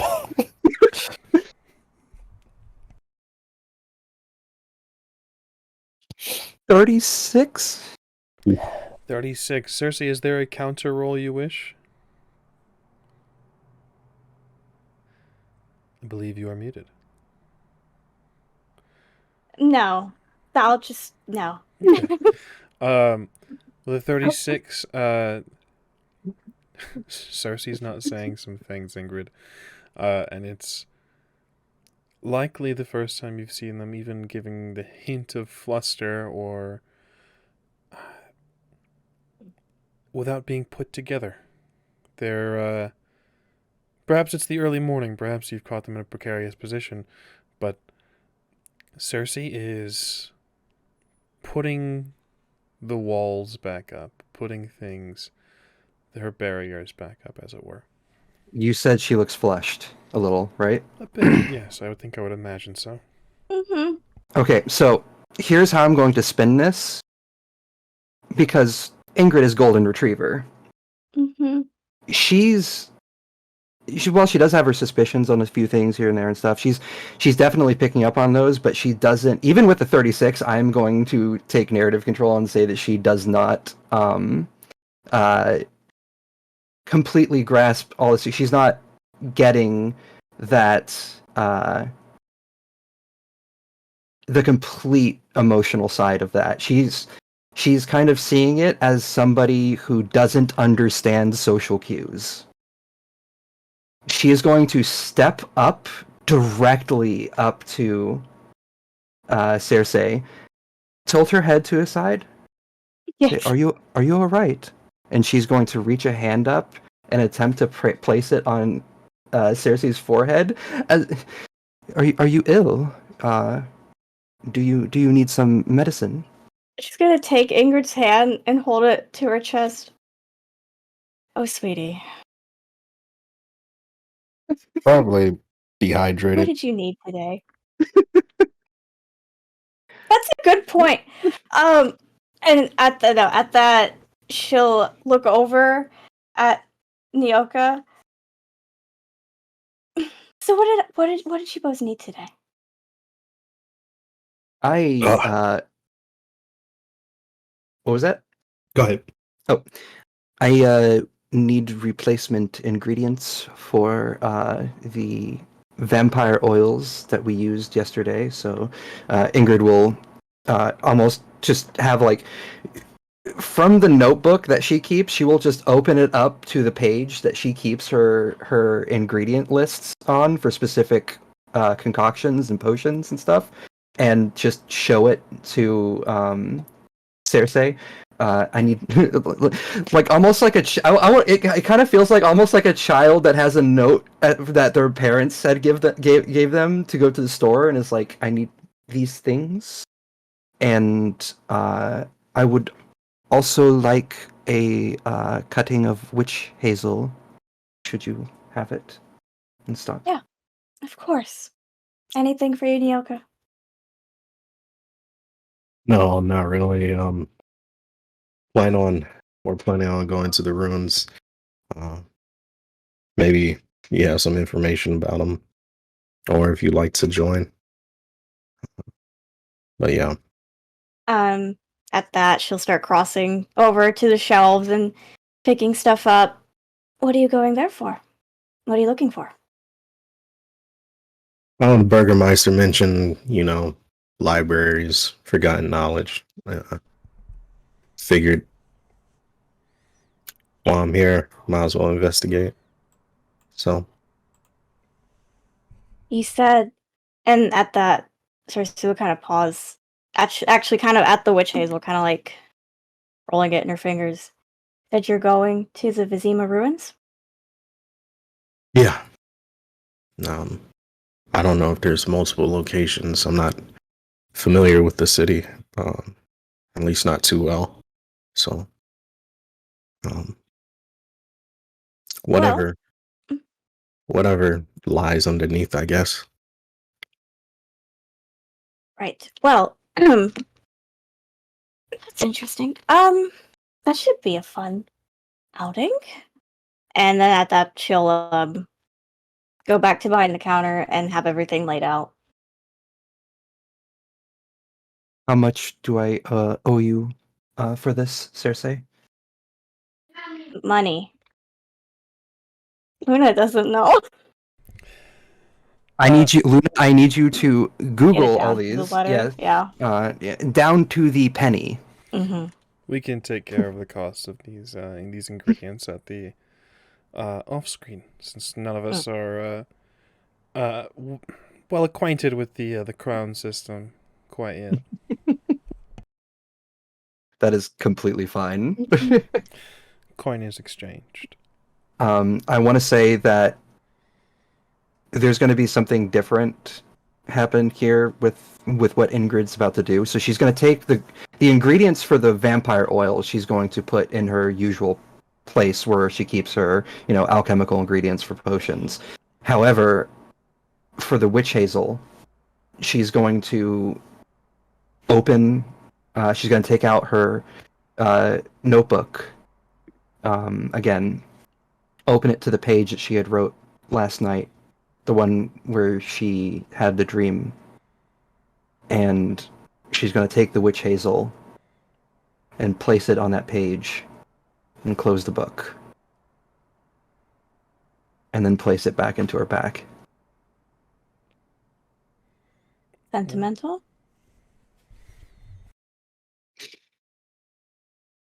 Ingrid looks up to you.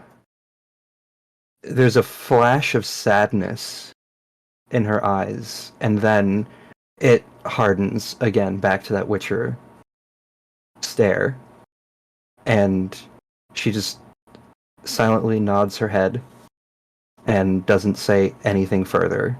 This is the first time Ingrid's not elaborated to Cersei. Well,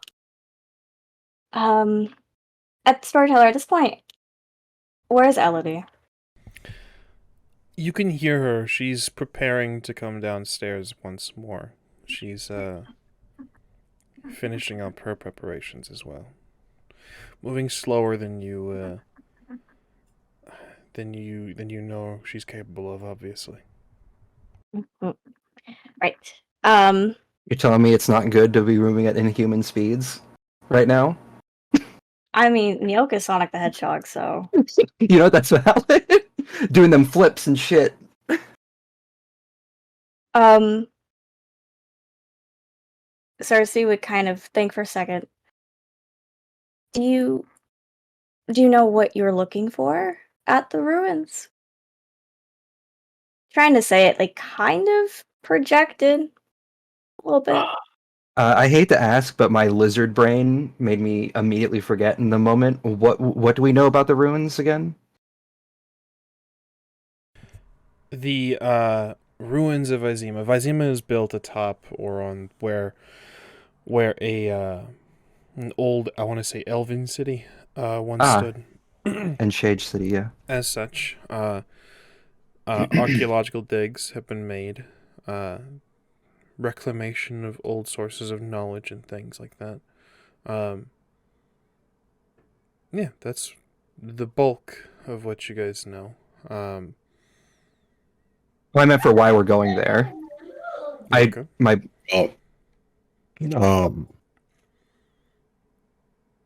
Well, as I'm sure both y'all know,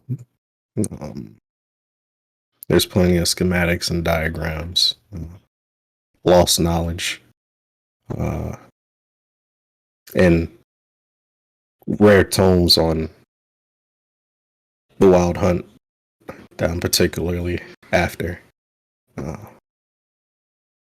If this is remnants of a elven city, then it's worth a shot. Storyteller, I'm going to send you a quick little message because what I'm about to ask, I do not want to say out loud yet. So this is going to be a whisper question. By Okay.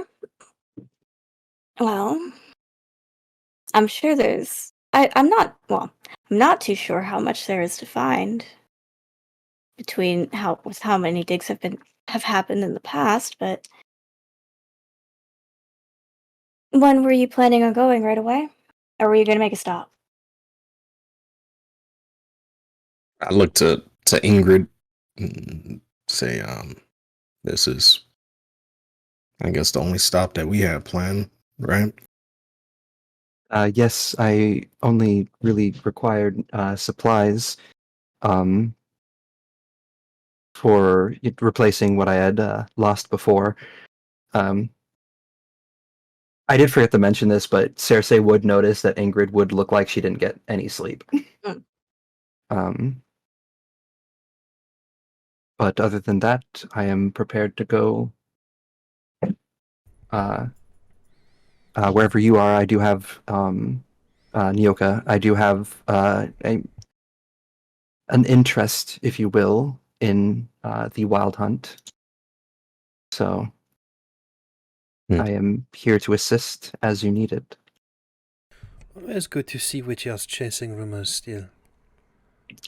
Ingrid immediately turns on heel to the voice, like eyes wide.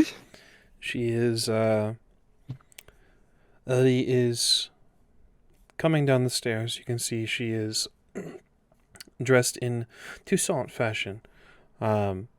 Grays and dark blacks. She wears pants instead of a skirt or a dress of some sort. There is a rapier at her hip. She seems unarmored, or perhaps it is a ceremonial blade. She seems Are put these together. Are these like kind of like telltale like traditional aspects of Tucson? Her dress, her mannerisms, rather her clothing, I should say, is a little bit more eccentric. I guess would be a good term. Not quite fully like Toussaint fashion. It's a little bit more personalized, strange. I guess you could say would certainly draw the eye.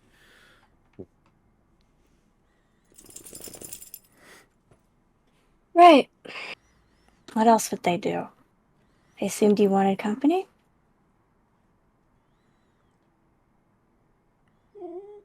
I mean, I won't lie. If there is any secrets to be undiscovered, your magics probably will come into play. I would also Naturally.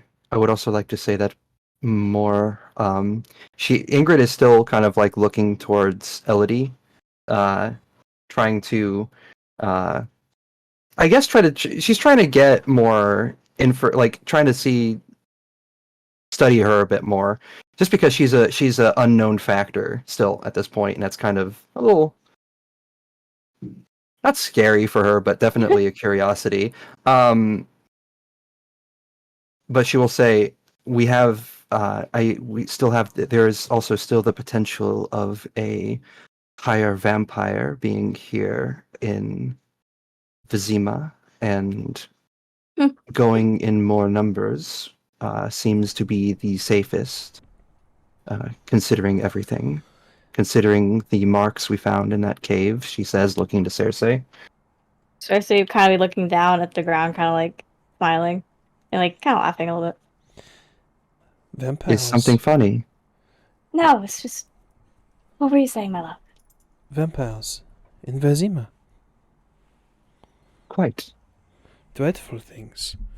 I've heard stories. You would never wish to face one, not of the higher kind, at the very least. What is the difference between a higher vampire and a lesser? Sorry, Cersei does not tell me such things, stories to keep me awake at night. Nothing to disturb your sleep. Did not seem to be a concern for you lately, but Ingrid is like with the shotgun of the question, and then hearing that statement, Ingrid is just like like turning her head, like, huh? What My is happening here? gosh. She's getting poor Ingrid is getting very much whiplash right now, and I would also like to say I see, or in character, Ingrid would definitely know exactly how to describe the differences between lesser kinds of vampires and higher kinds of vampires. Excellent. Out of character, Azure um, has basic understanding of how vampires function in The Witcher, but doesn't know the exact, like, what exactly makes the difference between those lesser versus higher. I Well, mean, they're what? No, my bad. Go ahead. by all means, Nyoka, if you have something. No, I was gonna say they're damn near human. Oh, I'm yeah, pretty that's true. sure. Like if they only reveal themselves if they want to be revealed, basically. That's Uh, true. For this, Nyoka, you may certainly say this if you wish. Is that where you're going to sit from now on? Okay, that's fine. yeah, I'll say that. Adding you. on to whatever Ingrid said. I would like from the two of you as well, either an education roll or a monster lore. Look who took Monster points in lore. Monster Lore finally, by the way.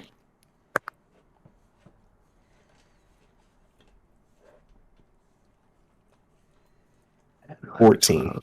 34, 15, 16, 17, 20. 20. Ingrid, especially fitting with your. You enjoying yourself? Oh, With the your little dejected look. Sorry. Don't look at me as I lick. with your history, Ingrid, it's fitting that you know they can look human. They can look beautiful. They can look however they choose.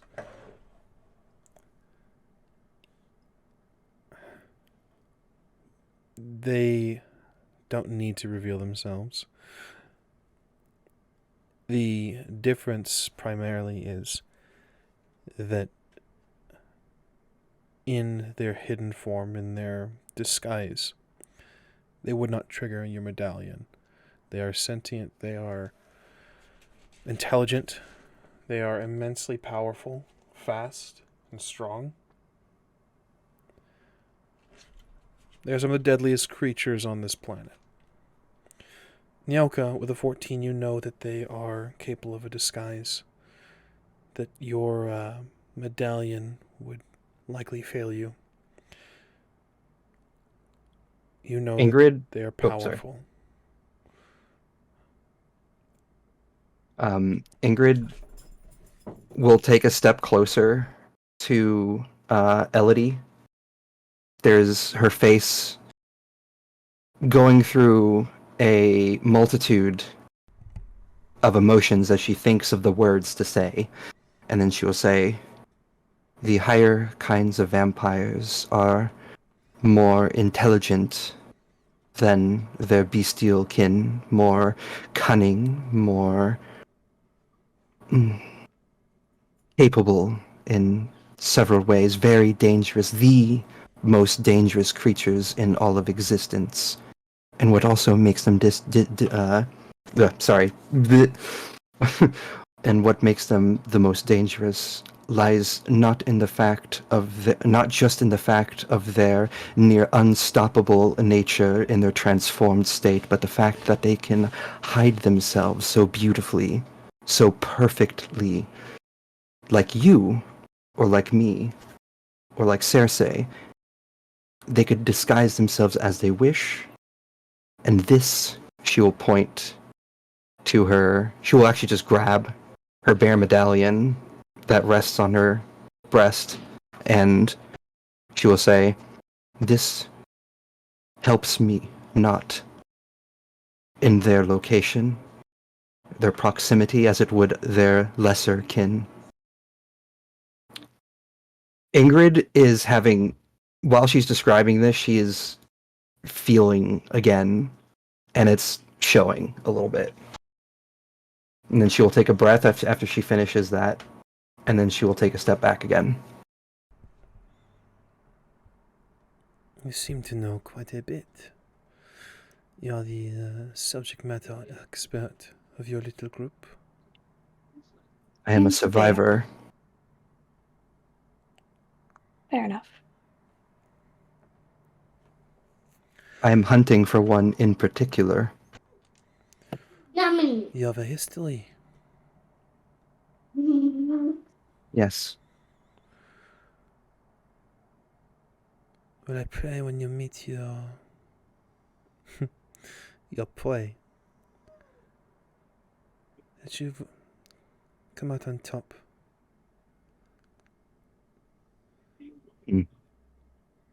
Ingrid just grunts and nods. And what of you, my friend? Do you have a history with these creatures as well? No. Only from what my mentors told me and books I've read. Yeah. Lesser ones, yes, but not higher ones.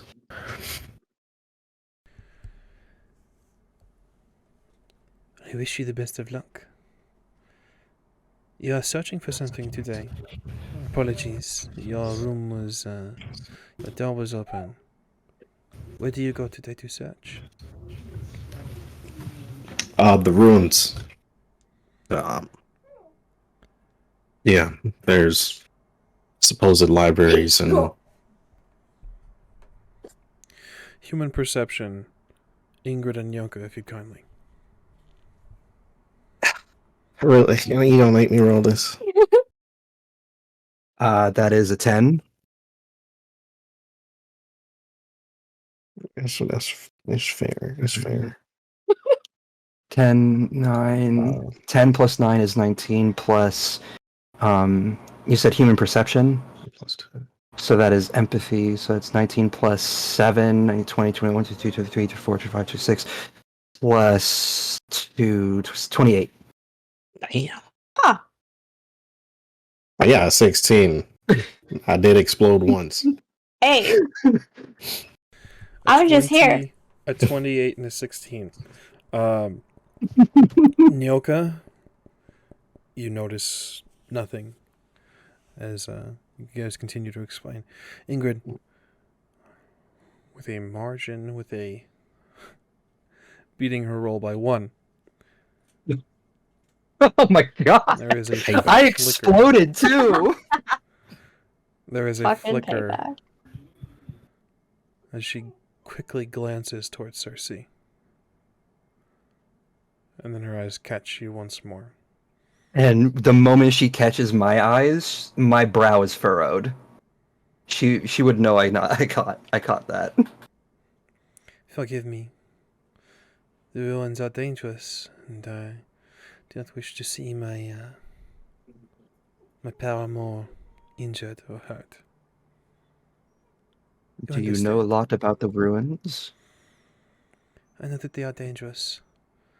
That dangerous men and women hunt there.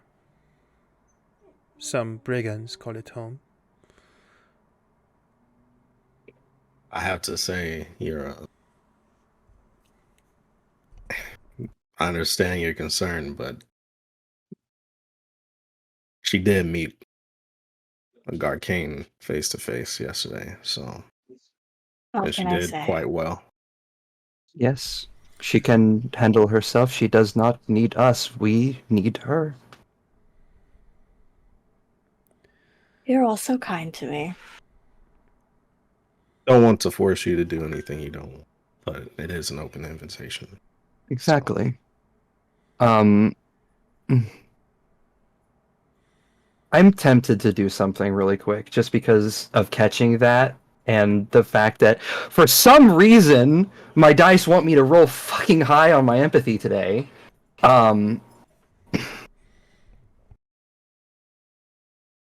With having noticed the literal perfection of Elodie, she's going to say, "I'm sorry. Forgive me. If this is rude to ask, but who are you?" Forgive me. I am simply called Elodie. No further title or list of names. I am only Elodie. I am a traveler, researcher, businesswoman. That is many hats for one person to wear. Are you a mage like Cersei? No, nothing like Cersei.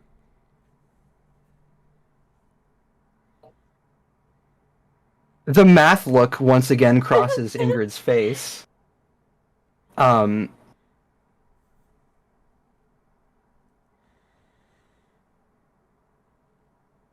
Like she is severe. She looks like she's about to give herself a headache if she's not careful. Well,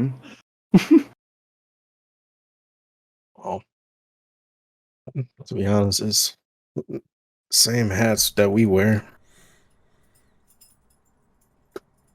Just a different trade, perhaps. I'll tell you what. Could you two? I I'm sorry.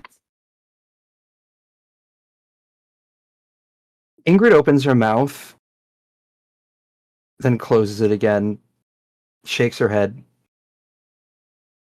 and just looks to Cersei and say, "No, never. It is nothing. Continue." I was just going to ask if your business is concluded within the shop. If you could give us a moment, and her eyes would look at the door.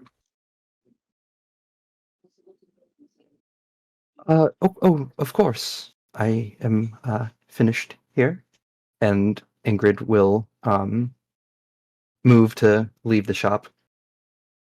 Did you want us to wait for you, or? Yes, please. Oh, okay. I adieu to Cersei and Elodie. She smiles and speaks something in another language. Yoka, what languages do you speak, if you don't mind me asking? I have, let's see, Nordling, Elder Speech. I don't know if, I have lore-wise history of being in Tucson. So I imagine if they have like a certain dialect or tone, that he would understand at least. But as well, anyone who speaks Elder Speech would recognize that she bids you both adieu in Elder Speech, bidding you a safe hunt. Ingrid will stop in that moment before reaching the door, having realized that, considering she was in her head a lot in that second, she forgot to say goodbye to Elodie too. She will turn and, because Ingrid is actually practiced in languages for various reasons. Excuse me for a second. Sorry about that. An Amber Alert just hit my phone. Mm. What did Elodie say in Elder Speech again? Oh no, Ramos is being attacked. Puppy. She bid you adieu and a safe hunt. In Elder Speech as well, albeit maybe not perfect Elder Speech, but definitely she knows how to speak it. Ingrid will say thank you very much, and it was a pleasure to meet you.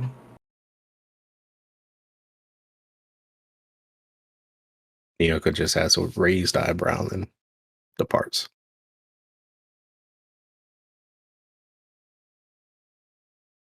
Cersei, you are left alone with Elodie. And puppy. there's something I want to say to Nyoka as we both step outside, if that's okay. Of course. As Ingrid steps outside, she will rest her back against the wall. She's still thinking about something. She's still thinking about something very, very hard. And as Nyoka joins her, she will look at him with a confused look and say, "She is not a mage." No. Well, Why? go ahead. Something does not feel right. Why do you say that? The perfection. How perfect she looked. I don't know. I don't She's- want to jump to conclusions. Maybe I'm being emotional. I mean, she is also very friendly with the mage. So, Can mages do that to non-mages? I have no idea. I never thought about it that way. You know what? You might be right. It's probably nothing. She still looks like she's thinking about something, and then she just pulls out her notebook and then goes to a fresh page, and then she starts writing out in the details of Elodie. She's trying to go into her memory, her mind's eye, taking a photograph in her mind, and not sketch her out, but literally just write out in text what she remembers. Good Noted. practice. Cersei. Mm. The moment the door closes, she speaks. Tell me you're not going with them. Well, I thought it could be helpful. They will lure you to your death. Let them ride alone.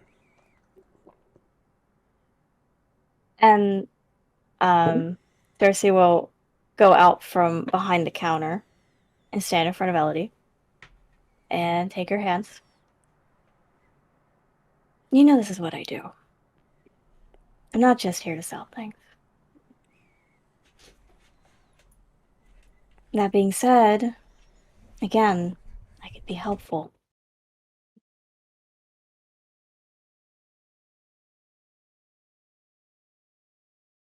She sighs and grips your hands.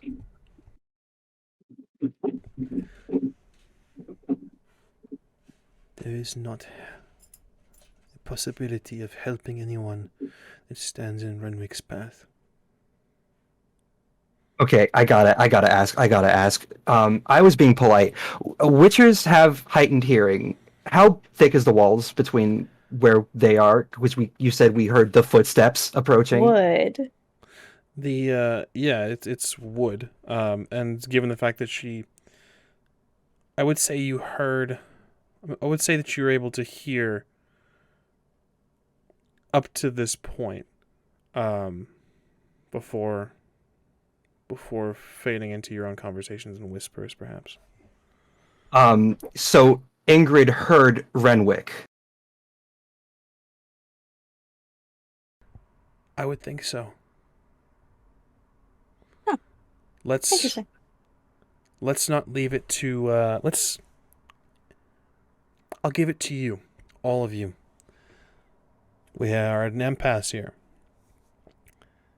We can say simply that Ingrid heard this, that Nyoka and Ingrid, with their Witcher senses, were privy to the emotional, raised voice of Elodie, or we can leave it to the dice.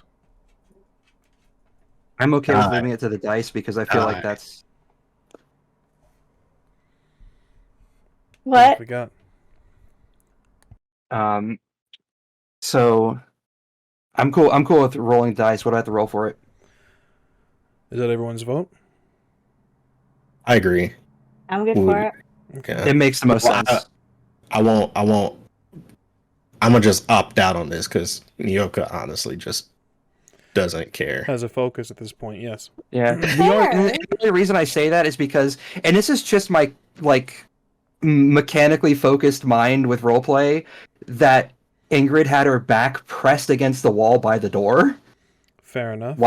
So it's like, yeah, if there's any sort of slightly raised voice, there's a potential for her to hear that. So Go ahead and roll me empathy and human perception.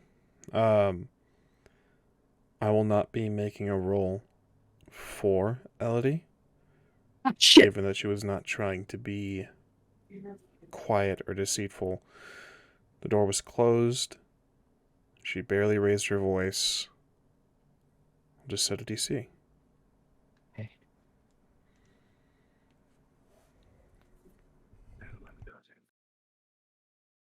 $17. DC you had to beat was 15.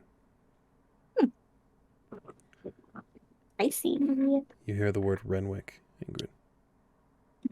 And obviously Ingrid knows this name. You do.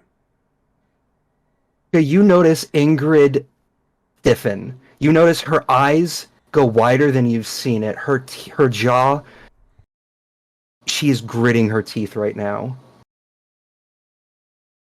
Renwick. What's that? She does not answer Nyoka, and she will open the door and go inside. Unless was the door locked behind us? I didn't move to lock it. It's not unlocked. It's She is unlocked. She is stepping inside. What was that name that you said? She looks shook. She looks. Press. Her hand is her sword hand is shaking.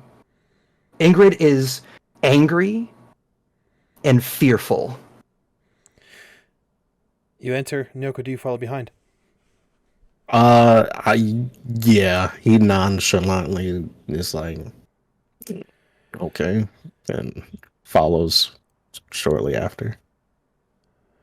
Cersei, Nyoka, Ingrid, you are all privy as you see Elodie's attention pulled away from Cersei, looking to the individuals who've re-entered the shop itself. Gone is the flippant woman, the playful woman that answered the door and not but a long shirt. Now there is irritation. Now there is annoyance. Now there is a fierceness in her eyes. A name you should forget. How do you know him? Do not press me on this, stranger. I have given you. How do you know him? What's going on? What?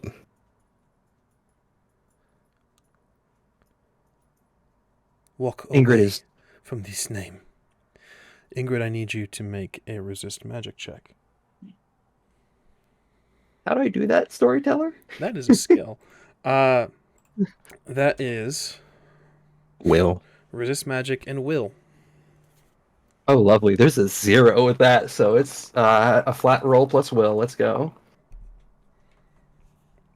Oh. 13. Is this something we would be kind of aware of? I would That's say magic. I would say that this is,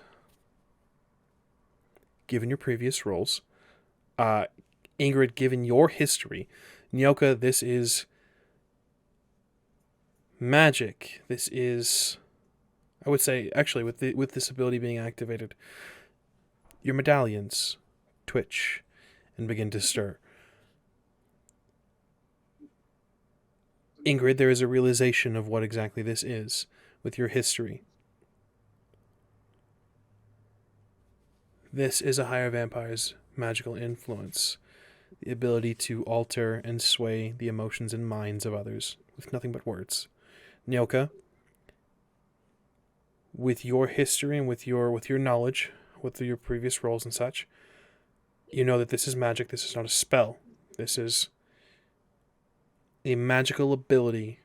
Whatever creature this is, she is more than human, perhaps touched by chaos or by magic itself, But this is not a spell. There was no movement of hands, no cast, no words spoken other than the ones that she told Ingrid to run away from this name. It's debatable if you would count this as an attack. It's entirely up to you. But Ingrid with a 13, run away from this name. It's good advice. And for now, Ingrid's face, the anger that was in Ingrid's face, is gone. Now it's complete fear. And she just stands there silently.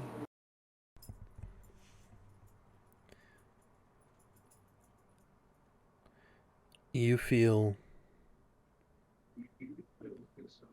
fear, but you feel more than that. You feel it's best, at least in this moment, to not pursue Renwick.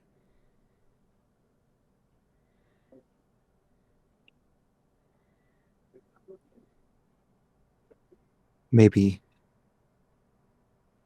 Yes, maybe you're right. You are right. But she still knows that this is now a higher vampire that she's dealing with. Right? You do.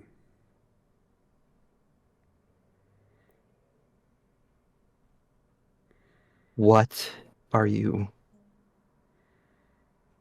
At this Tell me. point, I imagine when Elodie turned around, she's in front of Cersei a little bit. A little bit. Cersei is now gonna stand next to her. Step out from behind her and stand next to her. You do this. And someone explain what was going on here.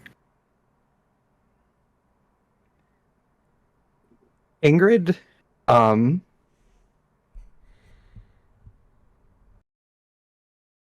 sorry, I'm literally trying to math in my head, like, because this is a lot of shotgunning that's happening right now, and poor sad puppy dog Ingrid is. Who's this? What was their name? Renwick? Ingrid visibly twitches at the literal just mention of that name. A higher vampire, she responds, who was the one that I mentioned to you that slaughtered my compatriots, my companions, my friends, the ones I had. She sounds like she was about to say something else and then stops. Renwick is the one that I have been, the higher vampire that I have sought for the better part of 30 plus years. Congratulations, Ingrid. Your hunt ends today. No more. Why? Because I will not have you drag her into this, only to see you, the three of you slaughtered. Find your relics and your artifacts elsewhere.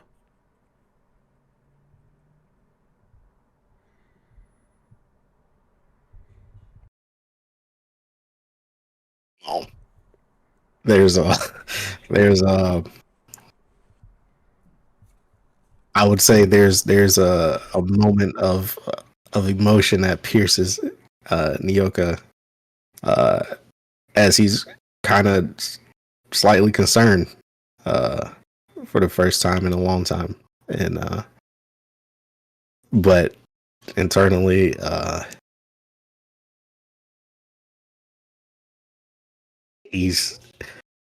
he understands that Elodie is a higher vampire. I really don't want to get my character killed so soon, but You shouldn't! his purpose is to kill monsters. So he begins to reach for his blade. Ingrid would actually reach out and place a hand on his shoulder and say, "Don't." She could easily kill all of us, and she has not. Instead, she gave us warning. For Cersei, perhaps, but it is warning nonetheless. To protect Cersei, perhaps, but it is warning nonetheless. There's literal just straight up fear. Her eyes are locked onto Elodie, and she looks like she's like barely holding on to the years of training that she had. She wants to. Every part of her being looks like she's barely holding on instead of folding, and she's just gonna say, "It is. I can't. Don't, please don't." At that, before Nyoka has a chance to respond, Cersei will quickly glance her eyes up at Elodie, and then she looks like she's been trying to, I don't know, very stoic and like holding her breath this whole time, and then finally kind of lifts her chin because it seems to me we have a common enemy, and I don't think bloodying my store is the answer to that.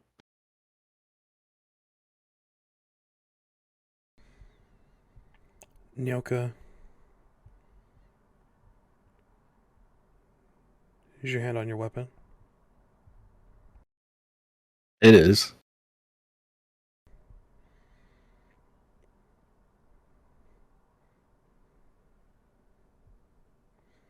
Did you pull your weapon? Depends on how quick Ingrid stopped me.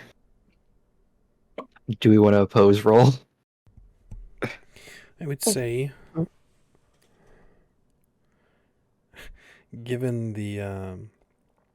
the swiftness that we've seen Nyoka in the past,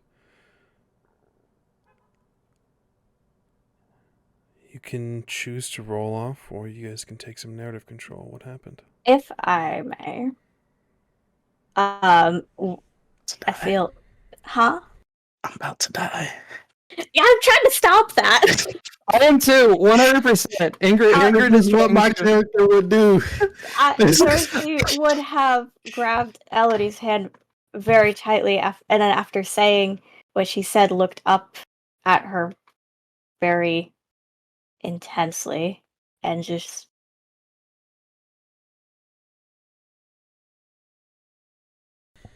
Cersei's trying to stop Elodie, and Ingrid is trying to stop Nyoka. whoa, come on. I would say Nyoka is fast as fuck, boy. He is. I assume he was just like super swift. So what Ingrid would instead do would be to literally. She's going to look at Cersei, and she's like, there's that math in her face, there's that fear, there's so much going on. She's trying, her puppy brain is trying so damn hard to put everything together and also deal with her trauma, and not, I would just say, in that split second, hearing the hiss of the blade being pulled from the sheath, she sees in her mind's eye, a flash of Aaron doing the same, facing down Renwick.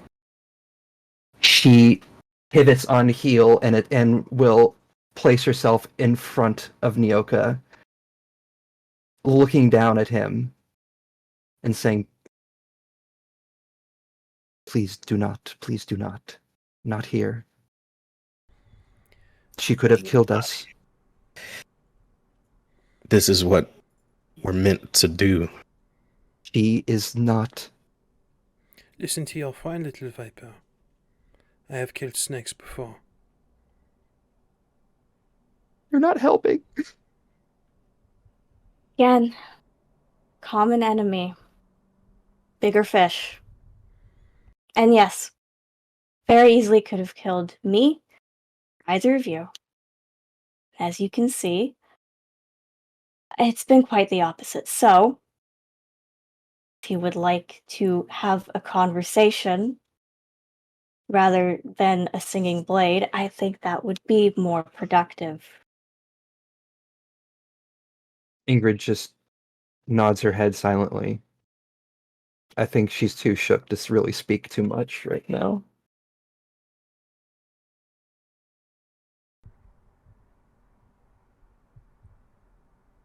You know what? No, I'm gonna do something else really quick.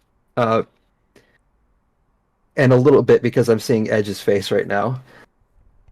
I am going to place both of Ingrid's hands on both of his shoulders and tell him there is a time and there is a place.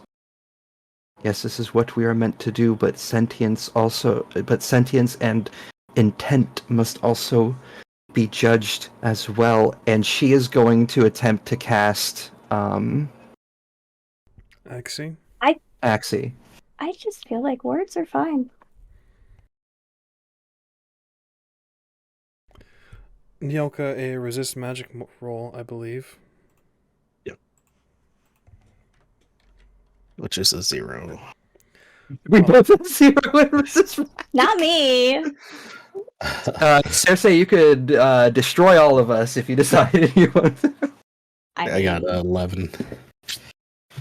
I believe the spell DC for that was Axie is right there. It just says defense resist magic. It doesn't. What is the? This is going to be so.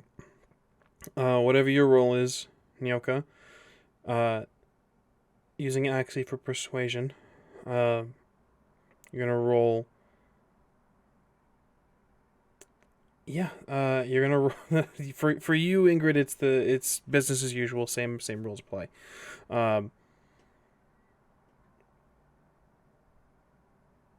How many points of stamina are you putting into this? I am going to put. Okay, so here's how I'm mathing this in my head. Ingrid does not want to see the bloodshed happen here. She does not know how she feels about Elodie right now. She is trying to convince herself at the same time not to fight. The only thing Elodie did was convince her not to go after Renwick right now.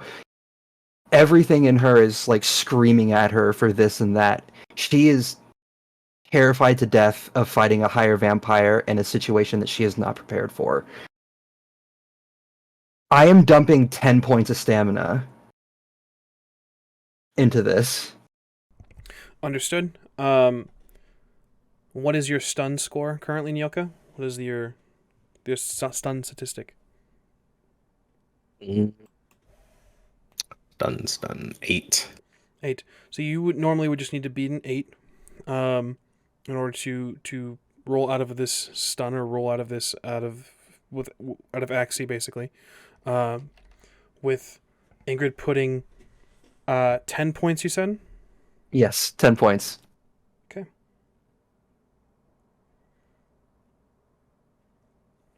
Math is hard. Mm-hmm. It's a rocky start for our little adventure group. I'm trying my best. I am trying as well. Sorry, I am also trying to play my character as I have designed her. So I am sorry to have been the cause of the drama here right now. I will say,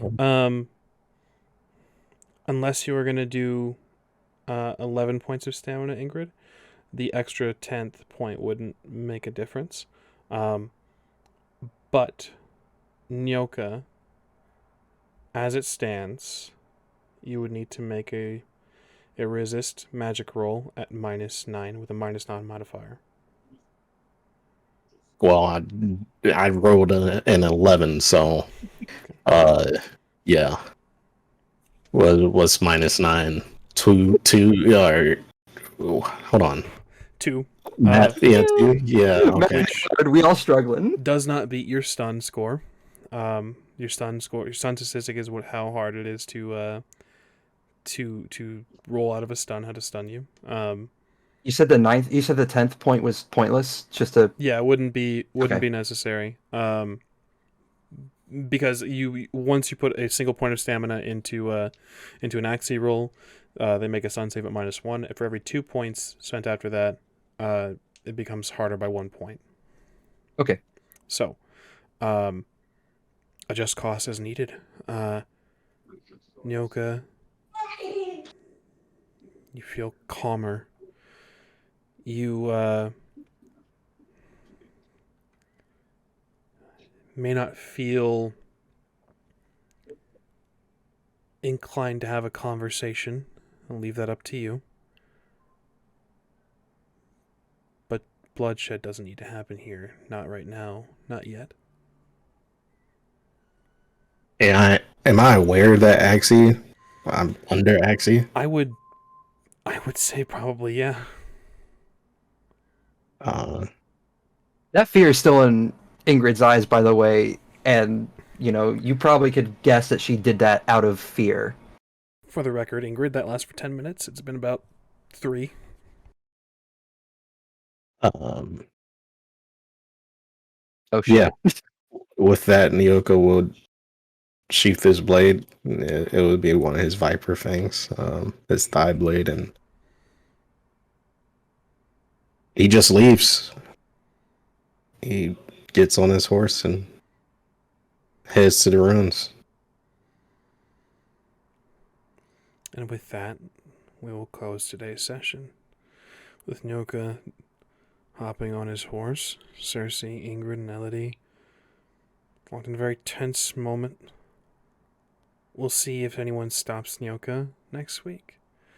Sorry we went a little bit over time, guys. Well, this is good. This is good. Don't be sorry. We're having a blast. Yeah. Holy shit. A good game. Do promotional things while I recover. So, Hi, I am the Azure Butterfly, as I said before, Azure for short. I stream on Tuesdays, Wednesdays, Thursdays, and Fridays. We will be live tomorrow with Luna and a mutual friend, Mason, aka Nobu, and we'll be playing Divinity Original Sin 2, the Chaos Trio. RGB. Yes, RGB. I'm Luna. I'm Druid by night. I stream at Druid by night. I'm doing that thing tomorrow. And then I'll probably be back on Monday. And check out Are We Dead Yet on YouTube. If you like vampires. That's me. those things, absolutely. Edge, you got anything for us? I know you're doing shoutouts currently. Edge. Yeah, I mainly am on here, Thursdays, Fridays. Yeah, Fridays doing hunter stuff. Thursdays doing hunter stuff. And that's it. Thank you. Tomorrow, Friday, we are not doing hunter stuff. We have Blame Williams. We will be taking this week off since we want to have all of our hunters together for this brief mini series. So I will return next week with Hunter Things. You can catch us Sunday. We're doing Scion Godsend and Cold on Twitch's Wit, both our Scion and our D&D game respectively on Sundays. Again, I'm not going to sit here and just spout out our Twitch schedule to you. I will direct you toward twitch.tv/rollingnomads, where you can find our Twitch schedule, which is currently up to date. Best way to keep up to date with us, of course, is on Twitter and Hive, at _RollingNomads on Twitter and at RollingNomads on Hive Social, respectively, to keep up to date with our cancellations, our late starts, any new programming, any announcements we might have to make. Of course, these episodes go up on YouTube. Ideally, and how they're supposed to go is every Monday. I was a day late, but it's better than the day before. So I'm so sorry. It's a false timeline. You've been on time the entire time. Yeah. Don't think about it. False timeline. Yeah, it was up before this episode though, so I'm counting as it a win. But yeah, that's us in a handbasket, and like I said, best way to keep up to date with us is Twitter and Hive. I don't have anything else aside from thank you guys for playing and thank you guys for watching. This was a lot of fun and a lot of emotions, a lot of things. We're kind of just ripping the Yay. Band-Aid off, aren't we? This is a great start. I think we're good friends. Nyoka just stormed out. Kumbaya. Kumbaya. I already know what Ingrid's probably gonna do, but I don't want to spoil anything. So, wild, absolute wild shit. Thank you guys so much for playing. I look forward to seeing you guys next week. And as always, to the viewers, of course, thank you guys so much for watching. Thanks for all the subs, all the stuff, everything that I wasn't able to get to because I was either narrating or recovering from narration. But yeah, we thank you so much. Bindy's yelling at me, so it's past food time, so Yes, go feed. I gotta dip out. But you guys, thank you guys so much. We'll see you guys next time, same place, same. Witcher channel. There you go, that one. That thing. Bye, guys. Thank you.